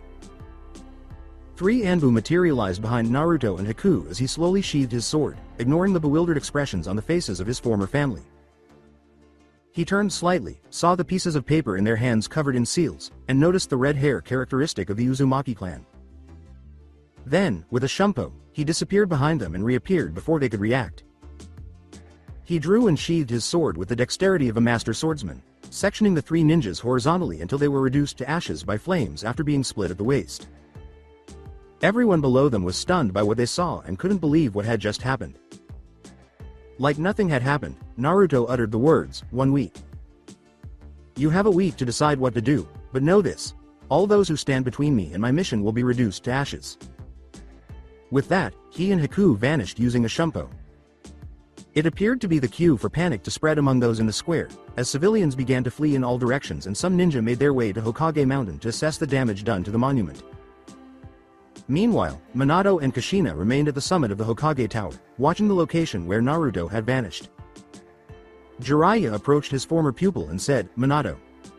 Was that really my son?" Minato questioned, her eyes welling with tears. Was that true, Naruto?" When Tsunade and Kakashi joined them, both of them with serious expressions, Jiraiya sighed and looked up at the sky, saying, "The resemblance is undeniable and, although he didn't seem happy to say it, he called you, father. And now he serves someone extremely powerful called Soul King. I've never heard of him, but certainly the flames Naruto used are no joke." Glancing around, Kakashi asked, "What do we do now?" Several people who knew Naruto were at a loss for ideas. "Minato. You heard his voice before the flames appeared, didn't you?" Jiraiya said, placing one hand on his former student's shoulder. Minato could only nod before turning to face his sensei and saying, "I just hope I can reason with Naruto. Maybe we'll have to use that to survive this new crisis."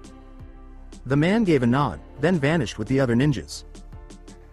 Minato gave orders to everyone in the room, until he, Kushina, and their daughters were the only ones left. "Dad," uttered Naruto, fixing a worried look on his face. "That man was our brother?" Mawako and Minato embraced. "I don't know, little princess. I wish it wasn't like that, especially since he wants to kill me and everyone else, and yet he was so similar." With teary eyes, Mawako yelled, He won't kill you, right? He's part of our family. You're our father, he could never kill you. The man gave Kushina a sorrowful smile before embracing her and saying, I really don't know. I just hope that all this can be solved without anyone having to die. Maybe in a week we will find an agreement and you will have your big brother. Kushina was sobbing quietly. Even though the two girls didn't seem very hopeful, they still gave their parents an embrace as Minato cast another glance up at the sky. If things hadn't been so tragic, he would have laughed. He had always wanted his son back, and now he was back, and his goal was to kill him and everyone else who had resurrected. Karma truly possessed a warped sense of humor. Why a week? Naruto glanced to his left. Because I am no longer the demon that I was 1,000 years ago. If I hadn't changed, I would have started killing all possible targets without hesitating a second. Giving them a week, I'll see if at least some of them know that their new life is something unnatural. Then, why are we going in this direction? Haku asked, humming for a brief moment before pointing in her direction. The blonde replied, Konoha has allies. It is possible that Minato offered something to them as well as to Gaara. We know that Suna is no longer an ally of Konoha, but they were not the only ones with an alliance when I was still alive. The young woman said nothing until they came up against a massive building, at which point a dejected smile appeared on her face and she said, this definitely brings back a lot of memories. Naruto calmly uttered, the Great Naruto Bridge, adding, honestly, I'm surprised they left this name. Why should they change it? You are the hero of this country after all. Haku responded as he walked alongside him. To think that one day I would return to the place where Zabuza Sama and I died. If you prefer to stay here, I will not object. Haku nodded. No, don't worry. Even if I died here once, it doesn't mean that I will die again in this place, yet there is a place I want to visit. She glanced at Naruto. I guess you know where the graves of me and Zabuza are. Naruto nodded to her before vanishing in a shumpo, soon to be followed by Haku. The two of them were standing in front of two wooden crosses in a matter of seconds. On one of them rested the brown sash that Haku had worn around her waist during her lifetime, and behind the other was the menacing sword that Zabuza had wielded during the years that everyone feared him.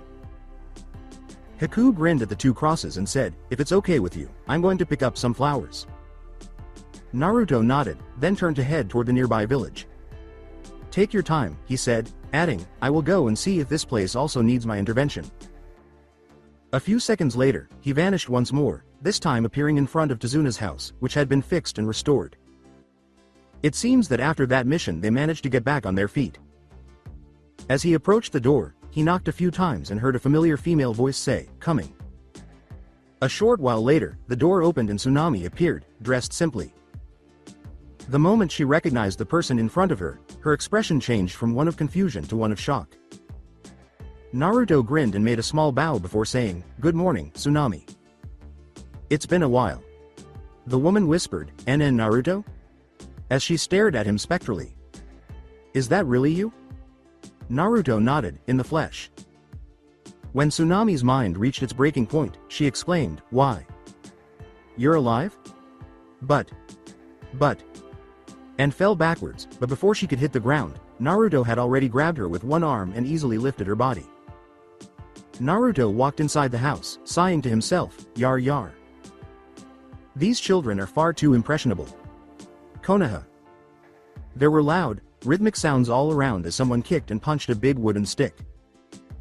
Its surface and the floor beneath it were smeared with small patches of blood, but the person trying to hit it didn't seem to notice. Until his death at the hands of Naruto, Uchiha Sasuke had never felt more frustrated in his life. He was an Anbu captain and an elite Uchiha among his clan, with a mission completion record that rivaled that of both his brother and Hitaki Kakashi. Despite being in the final form of his Sharingan, the Eternal Mangekyo Sharingan, and being in the bingo book of many villages in the S. Rank ninja category, he was likely one of the 20 strongest ninja in the entire village, but he was unable to get over what had happened the previous night. Sasuke. He started to lose more blood as heavy cracks started to open in the pole, and his strokes got stronger and heavier. Sasuke. He channeled Raiden chakra into his hands, dismantling the wooden pole in dozens of pieces with ever faster strokes, all without the need for hand seals, until someone struck him in the forehead, bringing him back to reality. Itachi calmly stared at him and said, enough of that, foolish little brother. You're just hurting yourself. Sasuke exhaled, Itachi. And then cast a downward glance. Things had improved for Sasuke since his clan was revived and his brother had returned to Konoha. However, after discovering the truth about the botched coup and Itachi's real purpose, Sasuke was no longer able to integrate in the clan to the best of his ability. Sasuke couldn't return to his pre-massacre self, no matter how hard he tried. Sure, he was less alone now and conversed softly with others, including his brother who had assisted him in obtaining the Mangekyo Sharingan and later the Eternal One, exchanging eyes with him. What bothers you, Sasuke? Our mother told me you started punching and kicking that pole 3 hours ago. With a simple shake of his head, Sasuke replied, you wouldn't understand. With a sigh, Itachi asked, it's about Naruto, right? Sasuke's quick wince validated his inquiry, you're still afraid.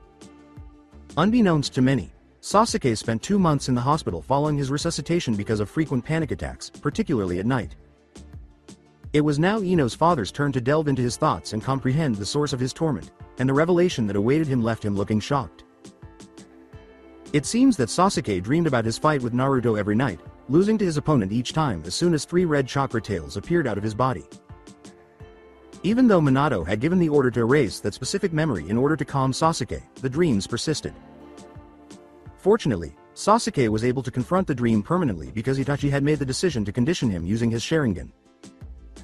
Sasuke had recovered from his injuries and the experiment had been successful, but the memory lingered in his mind, waiting to overwhelm him. You don't know what it means to die. To be killed so brutally when your opponent has a sick smile on his face, said Sasuke as he shackled him, and now that person is back, probably stronger than before. Me and the others know that man was really Naruto, but his power is absurd. You saw what he did to the Hokage mountain. None of our Kaiden jutsu could cause that destruction without the help of some other technique. And you were afraid that he will do what he said. Itachi nodded and placed his hand on his shoulder. Sasuke, the Hokage already has several plans in mind to stop it, many of which are enough to stop an out of control jinchuriki. Everything will be alright, trust yourself and those who will fight by your side. Following a few silent seconds, Sasuke sighed and nodded, saying, okay, I'll try. Good, now go to your wife. She was more worried than our mother. Itachi replied with a small grin. It could also be the right moment to conceive some grandchildren for her. His younger brother let out a loud moan and said, not you too.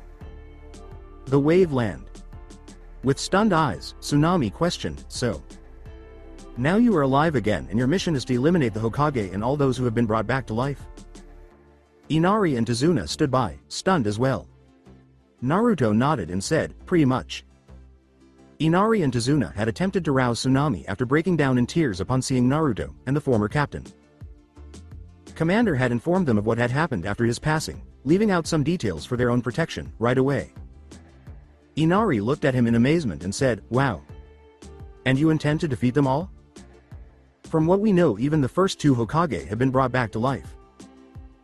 Sipping the tea that Tsunami had made, the former captain. Commander calmly answered, I know, but if I hadn't been able to defeat them, I wouldn't have been chosen for this task. He then continued, now that I have explained my story to you, I have an important question for you. What is it? Tazuna questioned, raising an eyebrow. You need a house or things like that? While acknowledging his worry, Naruto smiled a little before shaking his head and saying, no, I would like to know if Minato offered you something after my death, and if you accepted. Oh.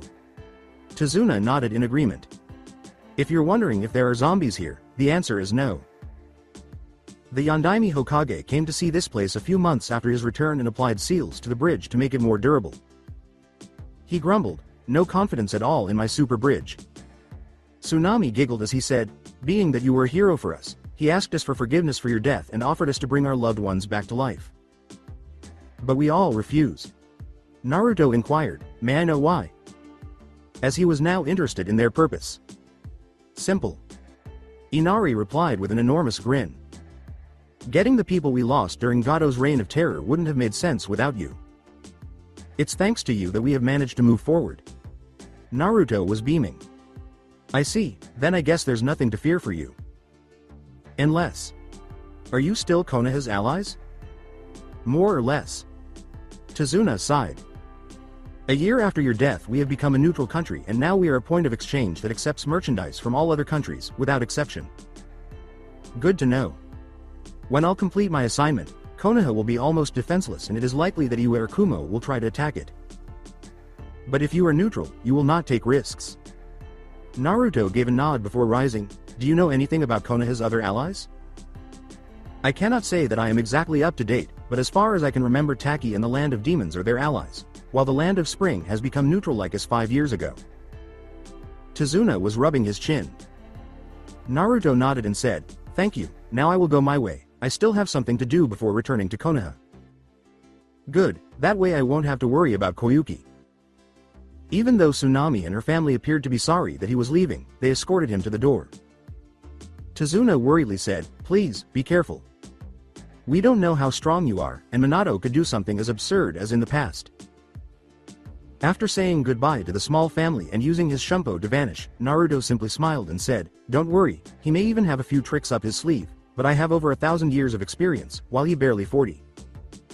He then reached Haku and said, "We can leave, if you want." "So, do you already have a destination in mind?" The young woman asked as she nodded and touched Zabuza's grave, where she had hung a garland of flowers. "Yes, Taki." Naruto replied in a quiet tone. "They were allies with Konoha even when I was still alive.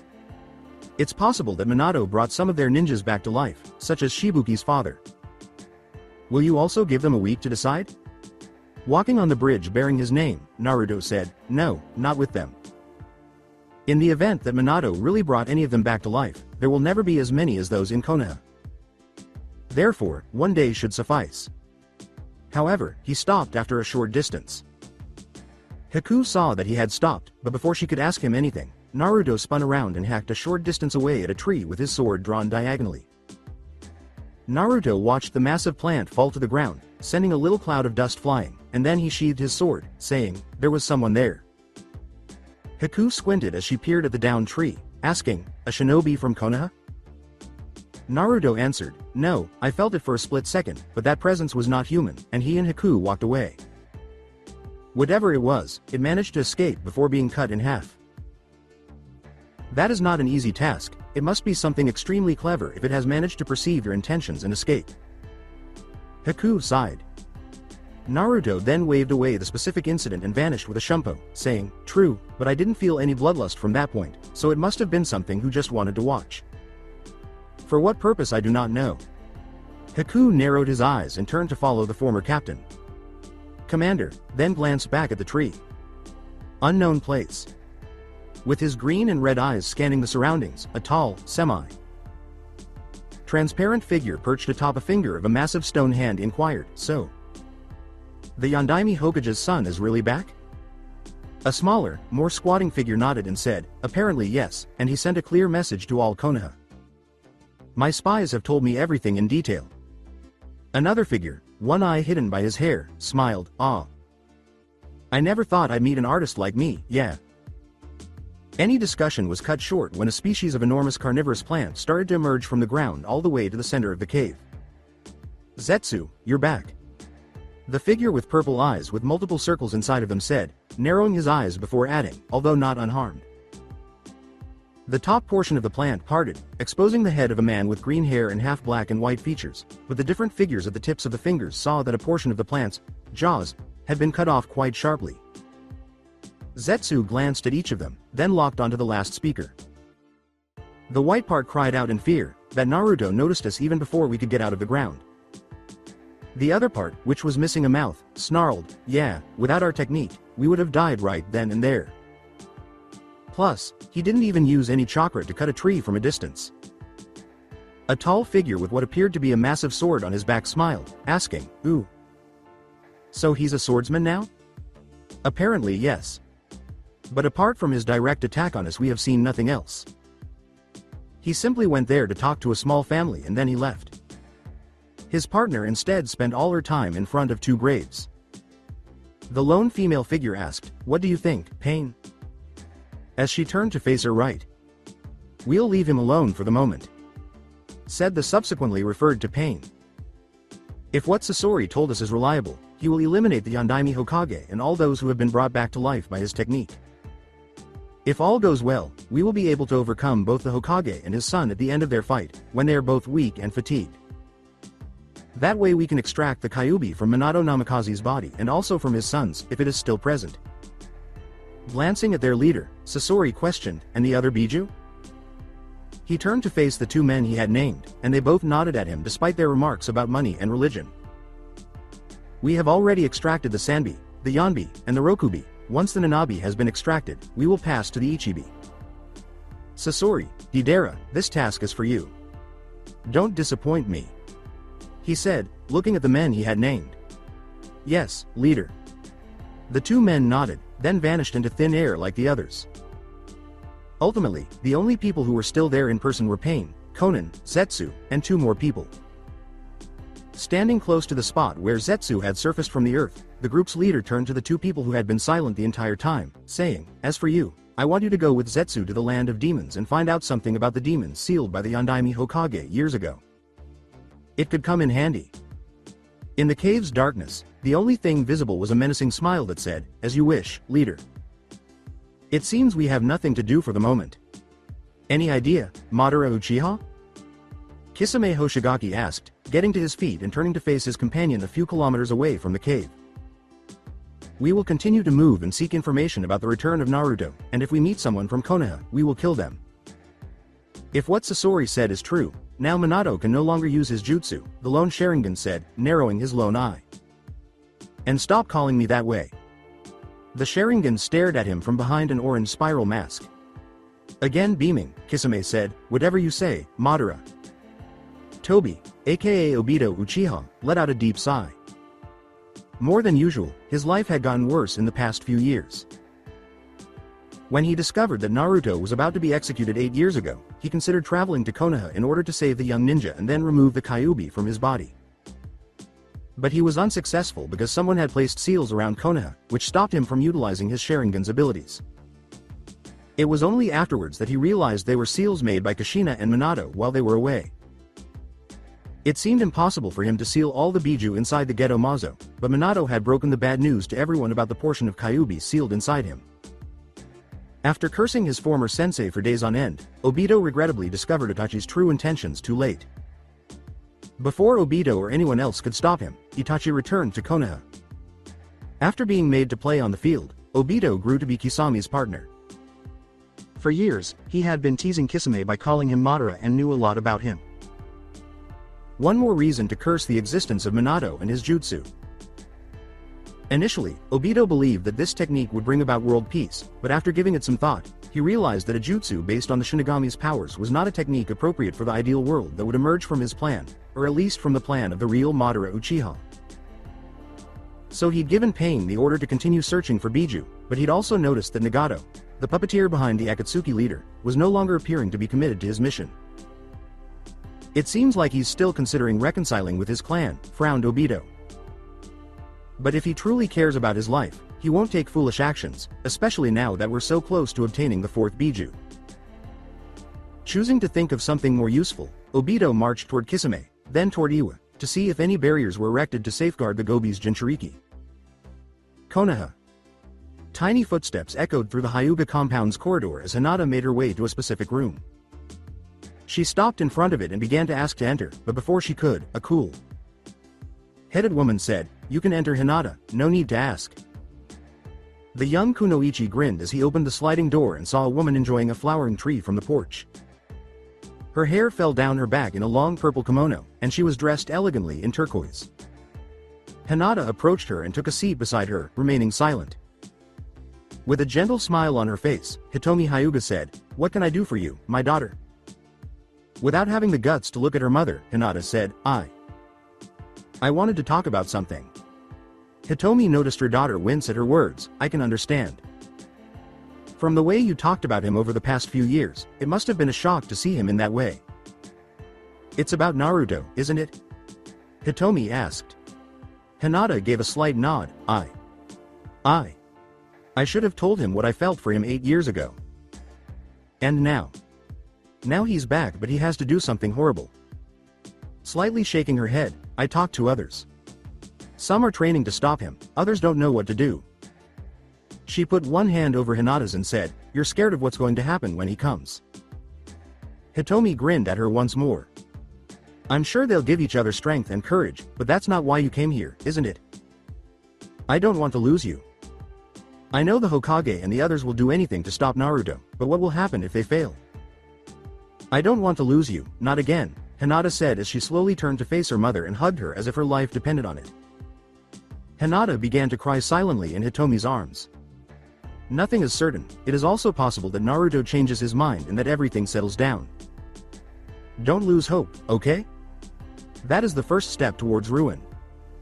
Hitomi smiled and returned the embrace, gently stroking her daughter's hair. If that happens, I will have no regrets, because I had the opportunity to see what an incredible woman you have become in my absence. Nothing is eternal in this world, my dear. Even if Minato continues to use his techniques to make us live forever, in the end they would only be empty and meaningless lives. Though Hinata nodded, she cried until she passed out on her mother's lap. A few hours later, when the sun had already disappeared behind the horizon, Hitomi noticed a petal on her hand that the wind had then carried away. Hitomi sighed softly, still caressing her daughter's hair, but her gaze hardened into a determined stare.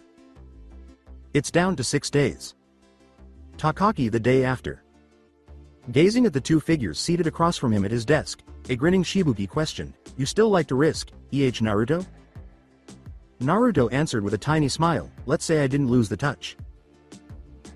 Finding Shibuki alone, Naruto and Haku used their shumpo to appear in his office, frightening the young Taki leader who was determined not to be seen by any Konoha spies. Let's just say that, heart attack notwithstanding, his old friend was delighted to see him again. Shibuki nodded and then turned to face Haku. "I can see that," she said. "She's your comrade?" Naruto calmly replied, "Yes, she has been for several years," then inquired, "I assume you have already received news from Konoha." "If you're referring to what you did during the festival last night in Konoha, then yes." Shibuki glanced back at him. "A message from the Hokage arrived yesterday thanks to a special seal used to exchange information quickly. Knowing what happened thanks to that message, I guess you were here to do the same thing." Naruto gave his old friend a fierce glare and said, "Only if there are people brought back to life, Shibuki. I have no intention of killing people who have nothing to do with this." After a short while, the friend smiled back at him. "Then you've nothing to worry about, Naruto." Shibuki glanced out the window.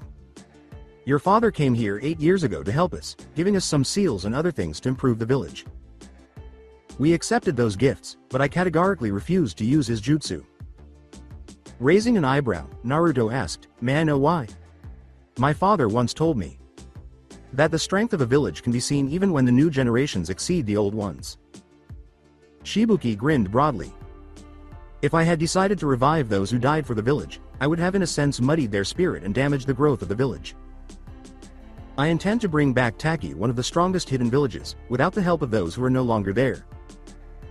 Haku told him, smiling, "I'm sure your village will still grow under your guidance. You are young, but at the same time you have the wisdom of an experienced leader." Shibuki bowed toward her and said, "Thank you." He then asked, "Now would you like to?" But before he could finish speaking, the building began to tremble a little bit and the entire village could feel a strong demonic pressure. Glancing at the fair-haired swordsman, Haku uttered, "Naruto. This kind of presence." "Yes, a jinchuriki," Naruto nodded in response, then turned to face his friend. "Was it anticipated that the village's jinchuriki would train with this power today?" he asked. "No, Fu never trains with the chakra of her biju because she knows that the village would hate her even more." Shibuki replied with an embarrassed expression. "Even after all this years." Naruto and Haku vanished with a shumpo, leaving a concerned leader behind. "Then we may have a problem. You stay here, me and Haku are going to check what's going on." A few miles away, on the edge of what looked like a combat zone, the two former captains of the Gode 13 made a reappearance. There were craters, shuriken, and kunai all over the ground, and many trees had been burned or chopped down. Glancing around, they saw two men in black cloaks walking towards a green-haired girl who was lying in a pool of blood, with red clouds serving as decorations. With a low voice, Kakuzu said, "I told you to finish her fast, Hidan." She has managed to transform and use the Biju chakra. Grab her and then we can go away from this place. Hidan snarled, taking out a black spear piercing his lower abdomen. Shut the fuck up, Kakuzu. The ritual must be prepared with care, otherwise the sacrifice for Jashin Sama has no meaning. With icy eyes, Naruto observed them before projecting his spiritual pressure over the entire area, instantly paralyzing the two Akatsuki members. Gradually, Kakuzu and Hidan turned to face him, and were startled to see him standing a few meters away from them, accompanied by Haku, who appeared completely unfazed by the pressure in the area. Thinking back to when he had fought against Kisame and Itachi during the mission to bring Tsunade back to Konoha, Naruto said in a serious voice, "So you too are part of Akatsuki." "I had actually wondered what had happened to you in the last few years, but I see that Minato failed to eliminate you despite his power." Hidan glared at him and exclaimed, "Oi, who the fuck are you?" Despite the intense pressure, Kakuzu hissed, "Shut up, Hidan. He's Naruto Uzumaki, the son of the Yondaime Hokage." "How could that be?" Hidan asked with a deranged smile. "He'll be the ideal sacrifice for Jashin Sama," Haku said calmly. "They seem to be strong enough to resist your Reiatsu." She then vanished with a shumpo and reappeared a moment later, shocking the two Akatsuki members, holding Fu in her arms.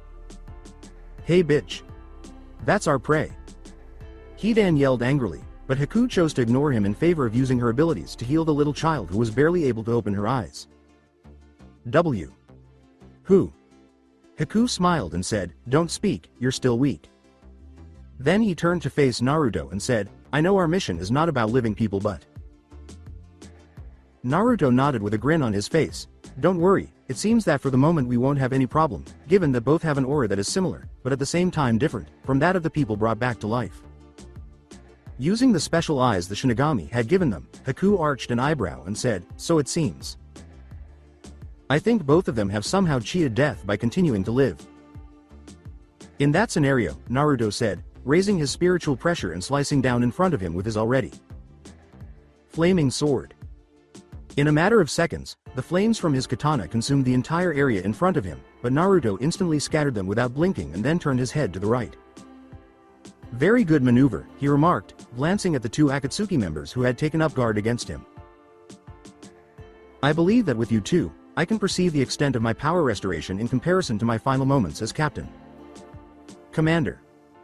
What the hell are you talking about, fucking brat?" Hidan yelled, gesturing with his scythe at the boy. Naruto pointed a finger at Kakuzu and said, "Bakudo number 61, Rikujakuro," before saying, "Yar yar. It seems that you will be the first child I will have to punish." Just as Kakuzu was about to see a flash of yellow light, he was completely immobilized at belly level by what appeared to be 6 light beams wrapped around his body. What the hell is this?" he exclaimed. Naruto said, "Just a way to keep you still while I take care of your friend." Then he turned to face Hidan, who attacked the blonde swordsman instantly, bringing his scythe down on him. Naruto just sidestepped the 3 blades that protruded into the ground. Without turning to face Hidan, Naruto remarked, "Your attacks are too linear and predictable." Then, slamming the missing nin against a tree a few meters away, he struck Hidan with the back of his left hand. "Fuck you." Hidan threw his weapon and then used the attached rope to change its direction, attempting to strike Naruto from the right side. However, the blonde just lifted one hand and used 2 fingers to grasp a blade, blocking the entire weapon. Hidan tried to draw the weapon toward himself while growling, but he was unable to do so because Naruto was much stronger than him and wasn't even perspiring to keep his weapon back. "That child from the 9th division could give you some lessons in Kusarigamajutsu," remarked Naruto, his eyes bored. Hidan ignored him, preferring to curse at everyone and everything, but Naruto just sighed before hurling the scythe at the Jashin's monk, piercing his chest and trapping him against the tree behind him. Hidan growled, startling Naruto and Haku a little. "You fucker. That fucking hurts." "Huh?" Naruto asked, arching an eyebrow. "You survived that?" Fu caught their attention by whispering, "He's immortal. And then, he can die." Naruto looked back at Hidan, who was taking the weapon from his body, and said, "We'll see about that." Hidan yelled, "Fucking brat. I'll kill you and offer your blood to Jashin Sama." as he charged toward Naruto, who materialized in front of him and punched the man in the chest, sending him flying through a number of trees and rocks. With only one eye open, Naruto asked, "Are you just a monster who can think of nothing but killing people?" He then used his katana to block a black spear and cut it in half just in time to see Hidan emerge from above and try to hit Naruto with his scythe once more. "How pitiful," Hidan said. Naruto made a crater on impact and broke most of Hidan's bones when he slammed him into the ground while holding his head in his free hand. After sheathing the sword, he turned to face Haku, but before he could look, he sensed that Hidan was rising once more. "Good grief. Why don't you give up? It's just depressing to keep attacking a pitiful beast like yourself." Hidan leapt to a great height and then tried to hit Naruto with all the strength he still had, saying, "You fucking bastard." The man yelled, "Do you not understand the world stop?" before collapsing on him. "You brat." Naruto quickly drew his sword once more, engulfing Hidan in a vortex of fire. Fu and Kakuzu, who were witnessing the fight, were shocked when it ended and not even the ashes of the missing nin were left behind. It only lasted a few seconds. How on earth could he be? Hidan wasn't the strongest member of Akatsuki, but he was still a formidable opponent for many. However, that boy defeated him as if he were a genin fresh out of the academy, Kakuzu thought, staring at the spot where his partner had just died. He turned to face Naruto, who was speaking directly to him, and said, "Now. I think it's your time." The light beams that had stopped Kakuzu spread out into space, enabling it to move once more, but Taki's former ninja stood motionless and made no attempt to engage Naruto in combat. While Naruto just set his katana down and took off his kimono and haori to reveal a muscular physique that would have impressed anyone, Kakuzu thought, "I can't fight against him. Maybe leader could hope to win in a battle with this monster. Does he want to face me in hand? 2. Hand combat? I'll have to divert his attention with 1 or 2 masks so I can get away. What? You do not want to attack first?" Suddenly appeared Naruto in front of the absent nin with a shumpo. "Then, I'll take the lead." Kakuzu tried to defend himself, but Naruto struck him in the chest with 2 twin fists, saying, "Sokotsu," before he could speak. At that moment, Kakuzu was experiencing unbearable pain. Behind him, his coat appeared to burst, sending 4 masks flying out of his body and breaking into a jumble of odd gray tendrils. The next moment, a great deal of those tendrils and pieces of skin and organs were sent flying, along with Kakuzu's entire chest and the rest of his body exploding. Kakuzu, a former Taki ninja, was recently shot and killed. He was among the few ninjas still alive and one of the oldest to have survived a battle with Hashirama Senju. "Wow," Fu exclaimed, his eyes wide with shock. He defeated 2 Akatsuki members without taking a single blow. She could practically swim in the power emanating from his body now that he was closer. Such power. Such muscular body, she thought, and her Biju laughed, causing her to blush. Naruto asked as he adjusted his kimono, "How is she?" Having studied Naruto's body with a discreet glance, Haku smiled and said, "We have to take her to Shibuki, he can make her rest without any trouble. She is stable but debilitated, it will take her a few days to get back to her full strength." Naruto nodded to her, taking up his katana as Haku raised Fu, and the 2 of them disappeared with a shumpo, leaving only the bones of Kakuzu. Shibuki was so surprised to see them back in his office that he let out a startled cry and glared at Naruto. However, his annoyance turned to worry when he noticed the girl with green hair in Haku's arms. As Haku settled the young Kunoichi on a sofa in the office, he approached her and exclaimed, "Fu. What happened?" 2 members of Akatsuki attacked her and were about to take her away when we arrived. Naruto clarified, "Those 2 won't bother you anymore." With a breath of relief, Shibuki said, "Thanks, it means a lot to me." "Don't worry about that." Naruto waved him off with one hand. "I have the impression that sooner or later they would become my enemies, so I preferred to solve the problem as soon as possible. Moreover, those 2 had an aura similar to that of the people brought back to life." After giving him a nod, Shibuki looked down at Fu, who was now soundly asleep, and said, "I see. Naruto, can I use something?" "What is it?" "Could you take Fu with you?" Haku and Naruto both looked at him with astonished gazes. She is a good girl and strong kunoichi, but even after all these years, the villagers can't accept her among themselves and I'm sure my shinobi would rather sell her to the enemy than help her. That's why I would be more peaceful in knowing that she's by your side. A moment later, Naruto shook his shoulders. I can't do that, Shibuki.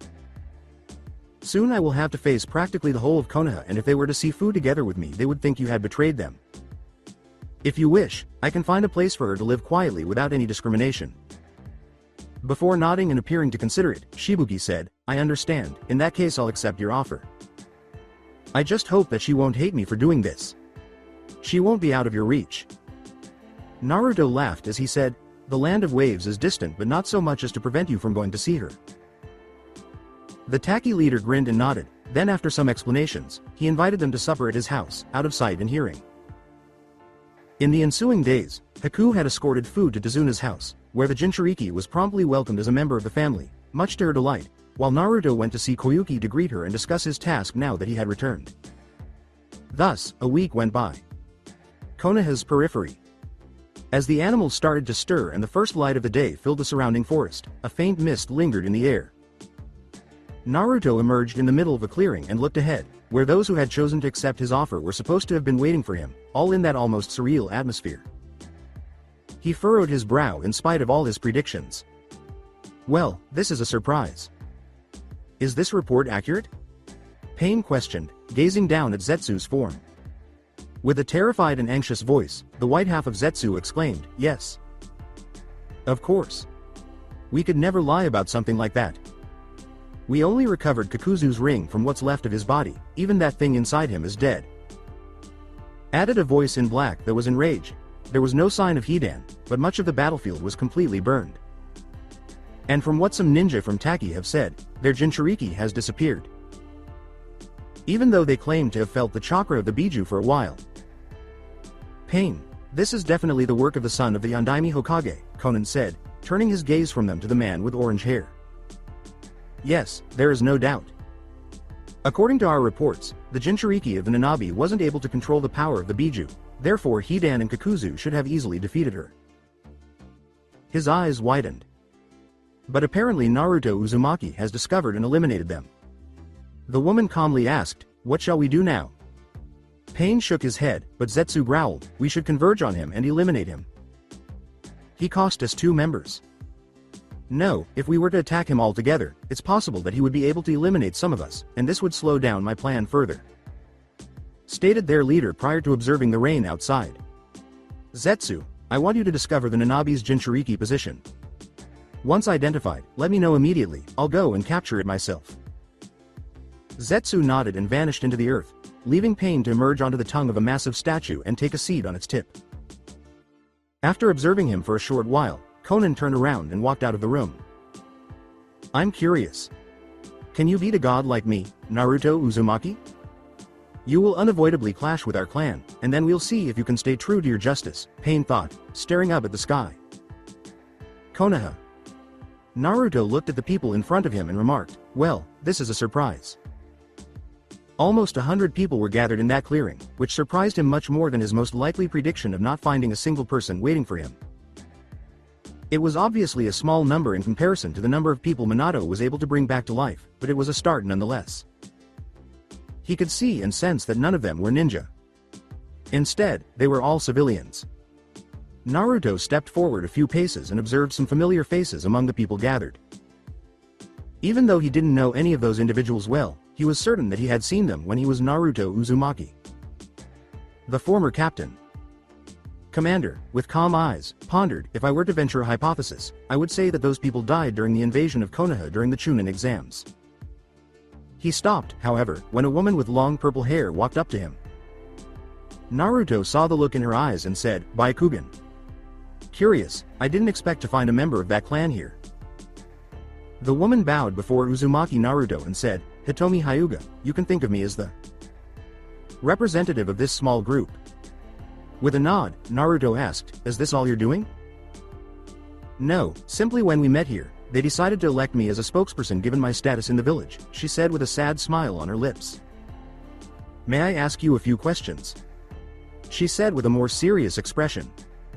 After a brief period of silence, the former captain. Commander nodded. A number of people gave him worried looks as Hitomi said, there are many children who were born in the last 8 years. From people brought back to life by Minato.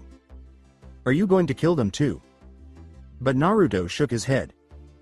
No, all those born in the last 8 years don't fit into my task. Their parents will be purified and eliminated, but no physical damage will be caused to the new generation, independently of their parents.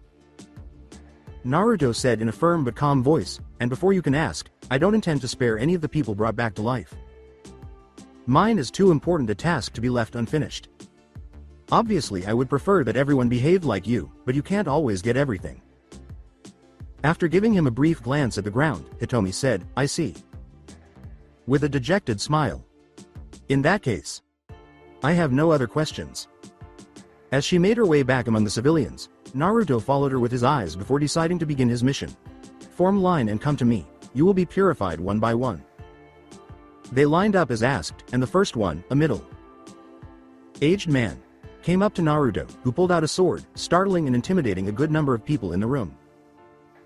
Fear not, said Naruto. I don't intend to use my blade, but the hilt. Although you are living people, your presence is the same as a plus, so this method should work with you too. And without saying anything else, he touched the man's forehead with the tip of the hilt. A symbol glowed on his forehead and, beneath the shocked gaze of those around him, his body began to fracture and then dissolve into thin air. Naruto witnessed the soul of man disappear along with the body, proving to him that his Kanso had been successful even though all they could see was that. To be honest, he wasn't sure if those souls, which Minato's method had artificially created, would have entered the Soul Society, but he would have rather completed his mission that way than destroy every person who had been revived. Naruto purified each of the gathered individuals one by one until only one remained. With composed eyes, Naruto asked Hitomi, you have something to say, isn't it?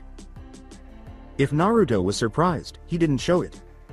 Hitomi simply looked at him and smiled sorrowfully again. Years ago we never got to meet in person, even though I would have loved it. You probably don't know, but I'm Hinata's mother. Since I was brought back to life, she told me a lot about you, how you helped her against those bullies when you were kids and how you inspired her to never give up. For that, I want to thank you. Hitomi said. Are you going to ask me to spare your daughter? Sighed the former captain. Commander. Hitomi seemed a little taken aback by those remarks, asking, you knew? Naruto paused for a moment, considering how Minato had all but forced him to kill his teammate. Yes. Let's say my eyes helped me find out about her. Among the various members of Konoha 13, as they are called, 7 of them have been brought back to life. Sasuke in the first place, since I killed him 8 years ago. The others are your daughter and her 2 teammates plus the whole team 10. All Hitomi could do was nod while holding onto her right hand with her left hand. May I know how they died? The woman took a deep breath to check her heartbeat, but when she finally spoke, Naruto could hear the fear in her voice. 4 years ago, she was on a mission with Kiba and Shino. They had all been promoted to Chunin, so they were sent on a mission alone. After all, it was a simple C rank mission, she said, pausing to take another deep breath.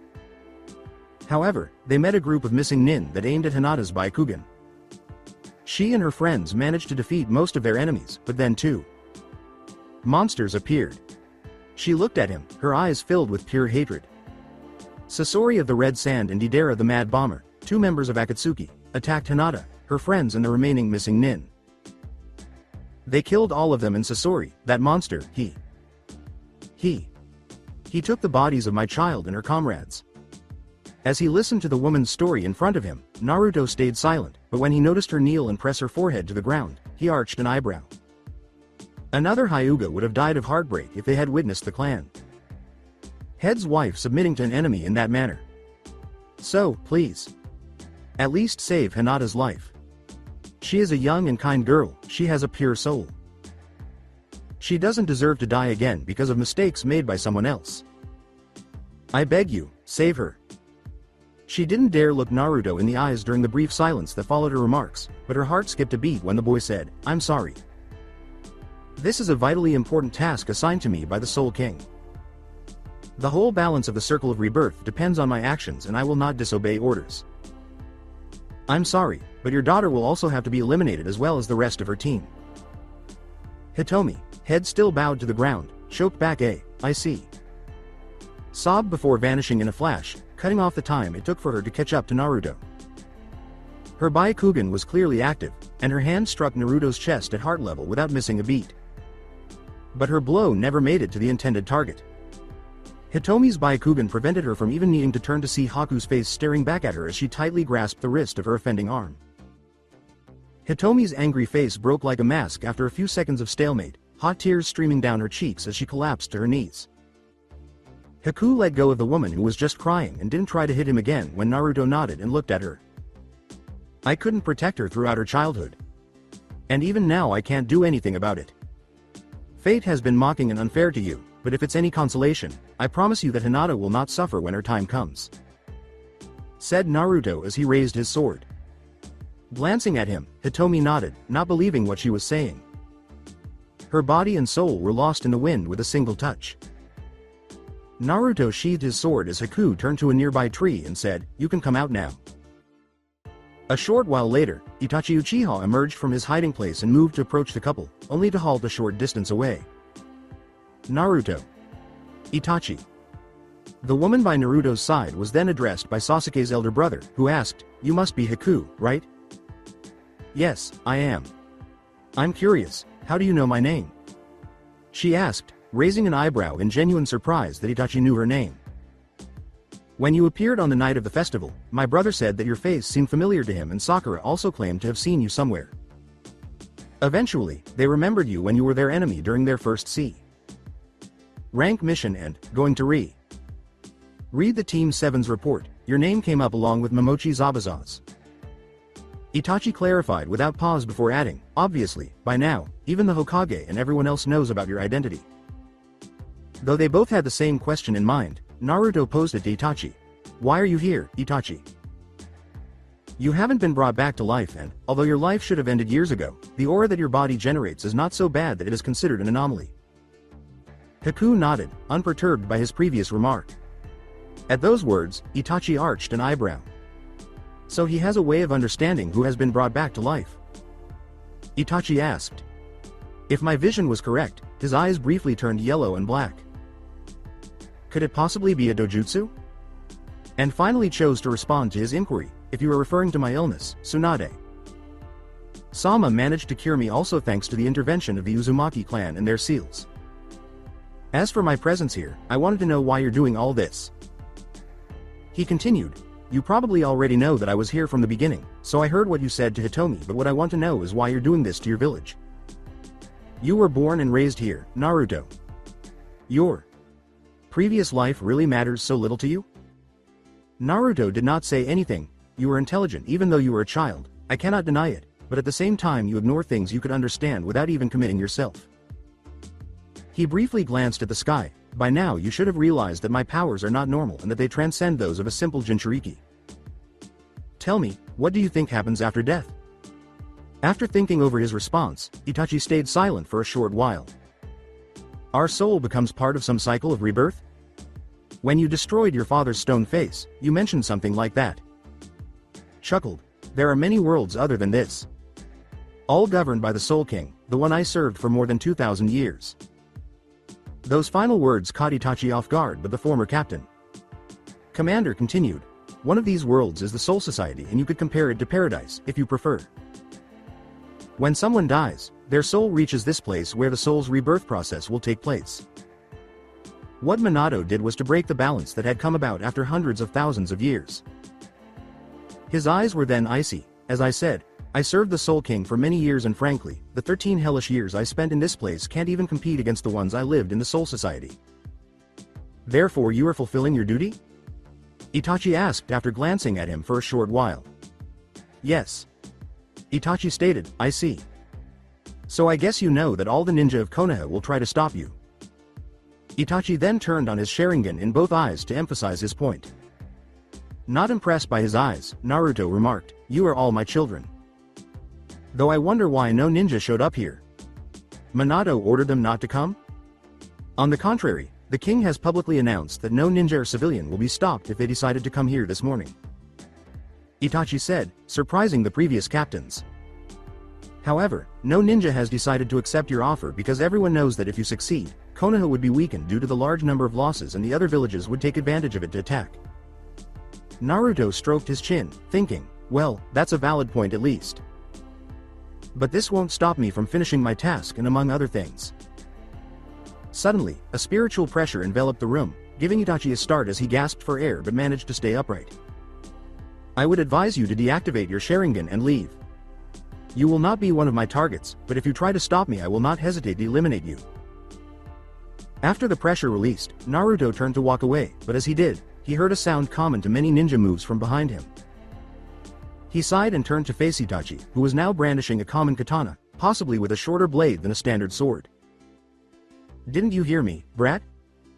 Itachi only clenched his hold on the sword's hilt, and Naruto merely shook his head and uttered a single word. Haku. Itachi's shock caused his eyes to widen, and he was barely able to turn around and raise his weapon in time to block Haku's slash before she looked at him and held her sword in one hand. She attacked him without waiting for a moment, launching fast strikes from various angles. Itachi used his Sharingan to block all of her attacks, nearly launching a counterattack, but each time Haku just moved incredibly quickly behind him before launching another vicious attack. Excellent reflexes. Haku said without pause. Your Sharingan is certainly a big help, but I noticed that you have a talent for this kind of fighting.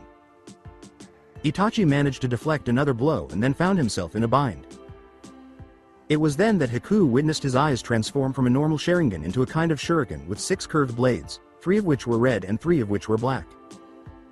Itachi looked into Tsukuyomi's eyes and said, "Thank you, but it's time to end this fight." World of Tsukuyomi. Haku peered about, noting that the crimson moon had turned the sky a brilliant red and that she was in a pitch black forest. After hearing Itachi's voice, Haku found herself in an icy mirror and was suddenly overcome with fear and anxiety. This is the world created by the power of Tsukuyomi. Having obtained the Eternal Mangekyo Sharingan, I now have more control skills, and for the next 72 hours, you will be a victim of this world. Glancing forward, she was taken aback to see a youthful Naruto, knelt before Sasuke's body, fully engulfed in a thick red and orange chakra. This is the... I'll kill you. Naruto struck her in the face and threw her several meters away before she could respond. Haku felt the mask on her face start to break as she stumbled to her feet, realizing only then that she was once again a young girl. It was then that she heard the sound once more. Birds. The sound of thousands of birds chirping simultaneously. Zabuza. She took action without waiting. She retreated almost instinctively to pass through an ice mirror, and when she emerged, Kakashi stabbed her in the chest with an electrified hand. Despite throwing up a lot of blood, she lived. With his hand taken from her chest, Kakashi placed her down on the bridge, and she watched, eyes wide open, as an army of mercenaries led by Zabuza fled towards his execution. Every cut, every fracture, every assault. After killing his target, Zabuza finally dropped to the ground in a pool of blood, and she felt them all on her body. She was unable to even scream his name aloud. All she could do was replay that scene, first from Zabuza's perspective and then from her own. Repeatedly. Never being able to make any changes. 72 hours non-stop. The real world. Itachi fixed her gaze on Haku, who had lowered her head due to Tsukuyomi's influence, but she continued to apply pressure with her blade. Itachi calculated in his mind how long it would take to spend 72 hours in Tsukuyomi's world, and up to 3 seconds. The Sharingan wielder thought, time is up, now she should at least fall to her knees in shock, but she raised her head instead of lowering herself to her knees. Haku was just grinning at Itachi, but even with his strong emotional regulation and life experience, Itachi could not help but shudder before his stare. It was the most terrifying and lifeless smile Itachi had ever laid eyes on. Itachi found himself motionless as the area was overcome by the bloodlust she began to radiate from her body. She raised her free hand slowly and rested it on her katana's blade, saying, "Drink, Kubikiribocho." Itachi was thrown away by Haku with a horizontal slash, crashing into a tree at the edge of the clearing, only instinctively covering his blade with a thick layer of chakra. Itachi felt the air being forced out of his lungs and realized as he fell to the ground that his arms were completely numb. What strength! She might have Tsunade's strength. Itachi succeeded in lifting his head to see Haku's new weapon. "Is that the renowned Kubikiribocho?" he asked. "She's as dangerous as Naruto. I can't even hope to stop her without using everything I have," he said, shaking his head as he saw Haku was still staring at him with that terrifying smile. Haku slowly brought her sword close to her body. Just as Haku placed her free hand back on her blade, a large amount of orange chakra began to cover his body and what appeared to be a giant skeleton began to form behind him. Ban. Haku. One word seemed to stop everything. Itachi recognized the seal on the paper, even though he was in excruciating pain at the time. Haku also paused to look at Naruto, who was holding a piece of paper. We thought that Naruto was no longer able to use his chakra, but now I confirm it thanks to my eyes, and he seems to be able to use basic seals. Itachi thought, narrowing his eyes, that is a seal of alert. If someone puts their chakra into that seal, everyone who owns one will be alerted. Itachi had accurately predicted Naruto's current predicament, having decided over the past week to see if he could still use his chakra and the jutsu he had acquired in a previous life. Additionally, Gaara helped him learn the fundamentals of Fuinjutsu, which allowed him to successfully create some alert seals that he later gave to all of his friends as a precaution. Naruto looked down at Itachi and said, "This is the only time I will let you go, brat. I have something more important to think about, and also because we attacked you, and not the other way around." With that, he disappeared with a shumpo. "We need to go. Something must have happened to Gaara," Naruto said firmly. After giving Itachi a long look, Haku transformed her terrifying smile into a calm expression and put her Zanpakuto back to its original shape. She departed as well, saying, "Next time, you won't be so lucky." As the skeleton vanished behind him, Itachi thought, "This is bad. She is practically at the level of a cage, and Naruto managed to stop her by simply saying her name.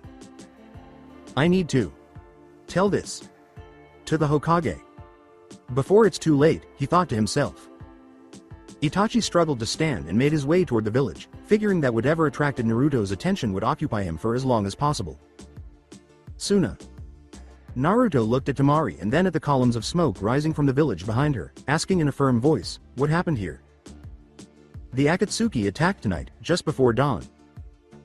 Gaara fought against one of them who used strange explosives, but then he used all his chakra to protect the village from a powerful explosion and was then captured."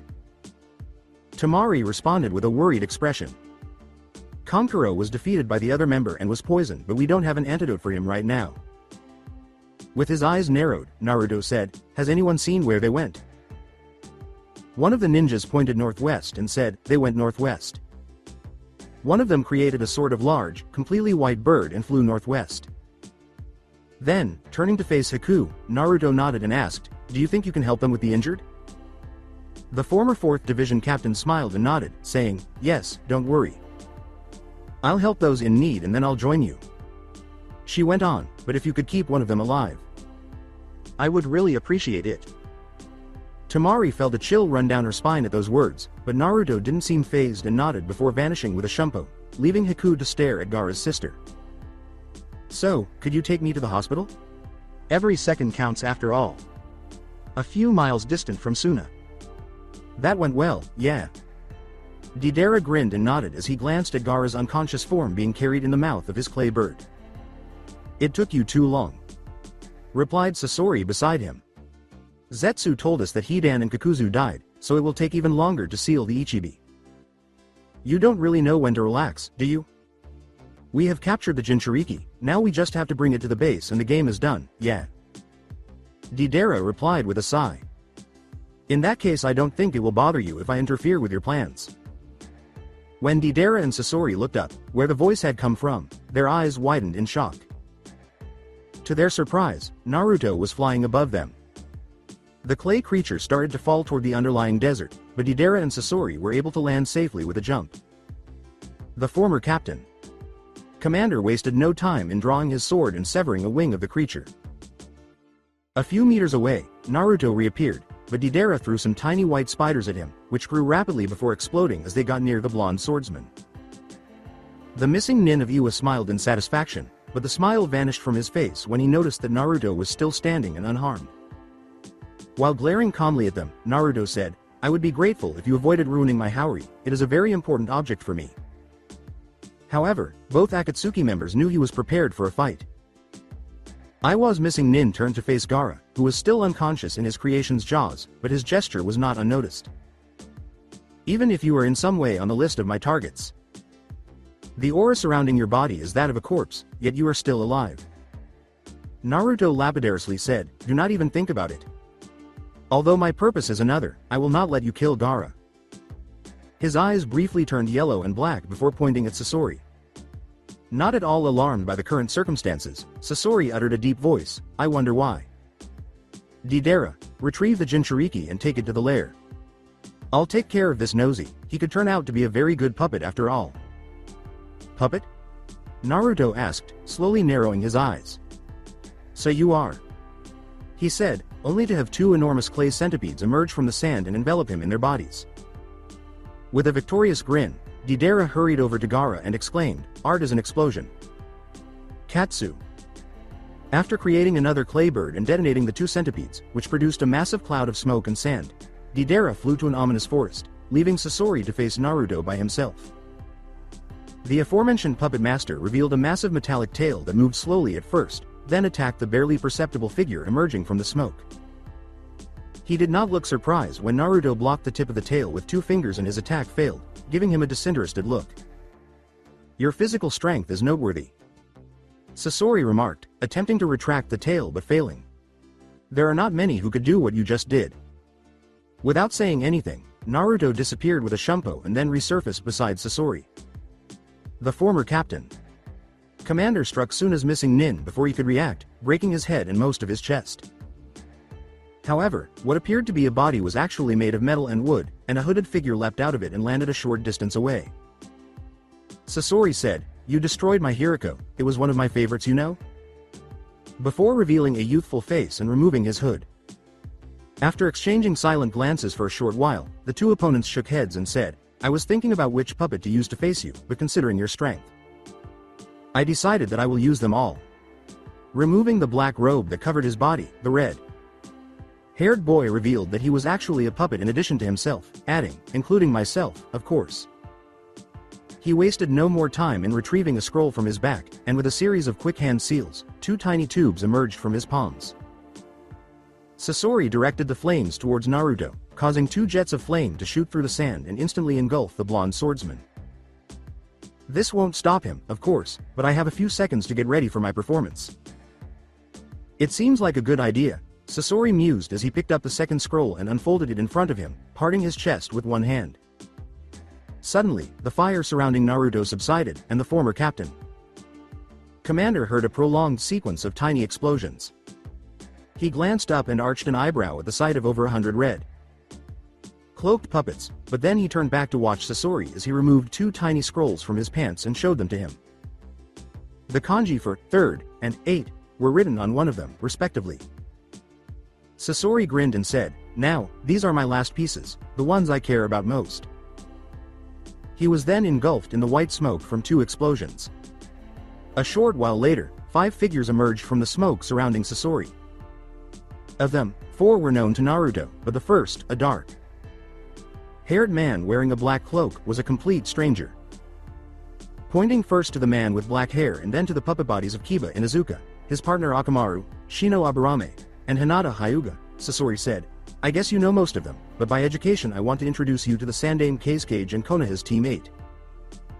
Then he closed his right eye while making a single seal with his left, and Hinata's eyes changed instantly, indicating that he had activated her Byakugan, even though the veins on the sides of her eyes were hidden. "It took me several months, but I managed to gain a good amount of control over the famous Byakugan of the Hyuga clan, and now I can see what my puppet sees," he said, lowering his hand to reveal Sasori's closed eye and the kanji for eye visible on his eyelid. He then created chakra strings from the tips of his fingers and linked them to his new 5 puppets. "So, Naruto Uzumaki, are you ready for a little show?" he asked, gesturing to Sasori. Even though Naruto's hair was covering his eyes and he was lowering his head a little during his explanation, Kurama could still sense that he was going to use his sword. However, Sasori had surreptitiously unlocked the 4th scroll on his back, readying a potent water strike to neutralize Naruto's flames. "My orders are absolute, so I will eliminate all those who have been brought back to life. But this doesn't mean that I am happy for every single life I'll take," Naruto said in a low voice before raising his eyebrows and displaying complete rage. "However, I cannot accept that someone like you gets away with having desecrated their bodies in this way.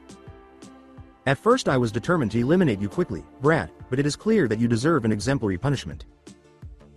He raised his flaming sword slowly, but just as Sasori was about to strike back, the flames vanished, leaving him perplexed. Sasori felt a sharp sensation of fear tighten his chest as Naruto spoke one word in the ensuing silence, even though he didn't know what it meant. Bankai. Glancing at Kankuro's unconscious form, Haku grinned and said, "And there we go. All the poison has been removed from his body. Now he needs rest, but I think he will be back in full force within a couple of days." With a worried expression on her face, Temari bowed toward her and said, I see, thank you very much." Not only was she worried about her brothers, clearly the most pressing concern on her mind, but she was also astounded by the method Haku had employed to heal Kankuro and the other injured. "I'm positive that wasn't Iryo ninjutsu." A sudden heat wave that affected the entire village stopped her from thinking, "I wonder what it could be." Temari dropped to her knees, the rest of her body and her throat feeling dry. What is this?" she exclaimed. This heat wave is abnormal." Everyone around her appeared to be feeling the effects of the sudden increase in temperature, with the exception of Haku, who calmly peered out a window. Luckily, the unrelenting heat only persisted for a short while, and to everyone's dismay, the sun appeared to slowly set. When Temari reached a window and saw the sky was full of black clouds, she exhaled, "What now?" This is." She was startled when a drop of water hit the window glass, and then more and more. A short while later, a strong downpour engulfed the entire village, leaving everyone stunned, especially the ones who had never seen anything like it before. For a few minutes, the rain was sufficient to bring down the temperature, and Temari kept her disbelieving gaze fixed on the village. What happened? She was taken aback when Haku said, "I think I know. But to be sure, it's better to go. We'll be back with Gaara soon, don't worry." She then vanished in a shumpo, leaving Temari visibly perplexed. In partnership with Naruto. Sword sheath, Naruto watched as the temperature gradually decreased. The desert had turned into a sheet of glass all around him for miles on end, and because of the heat his Bankai created, the glass had even melted. He didn't notice, focusing only on what was left of his opponent, even though his clothes were slowly drying from the rain that the use of such strong flames had caused. Kurama said in his deep, characteristic voice, "I'm relieved that the process of rebirth hasn't diminished my powers, but I'm shocked that there's still some of that ninja left." After all, his body was composed of metal and wood rather than flesh and blood. His statement was accurate. All that was left of Sasori was a partially melted metal skeleton, but Naruto knew what that material looked like because he had seen it the days before. Chakra metal. Metal chakra? Well, that makes sense, Kurama nodded. That metal is rare, but it can withstand the Biju chakra, which is very destructive and corrosive, so I think it is normal that it survived all that heat, albeit partially. Despite some partially fused parts belonging to several puppets, Naruto looked around and saw that all of the Sasori puppets had been destroyed in those few moments. He shook his head, closed his eyes for a brief while, and focused on finding his friend and the other member of Akatsuki. With a shushpo, he vanished from sight after opening his eyes and uttering the words, "I would have expected something more, but apparently the children of this world are not as fast as they think."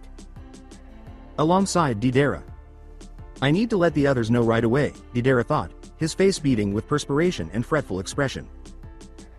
The missing nin of Iwa had been hit by a wave of monstrous heat, well above the desert standards, just minutes after he parted from Sasori. His clay bird was flying at maximum speed to reach their lair where the Ichibi should have been extracted from Gaara's body.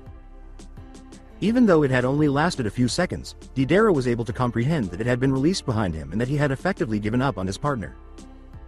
"That monster is way out of our grasp. It's possible that only leader can take on him and hope to win. In fact, I doubt even that elderly man from Onoki could fight him and come out on top." The blonde clenched his teeth, but as soon as he saw the canyon that served as the entrance to their hiding place, a wave of relief passed over him. He would turn on every possible barrier once inside to conceal his identity. The clay bird descended when the missing nin was above the canyon, but Deidara abruptly stopped it when it reached the ground, going pale when she saw what, or rather, who, was waiting for him. Naruto was sitting on a small stone in front of a massive boulder, his sword pointing downward with both hands clasped around the hilt. Deidara could not see the former captain. Commander's eyes because of his slightly cocked head, but he could sense the immense power within his body. Shit.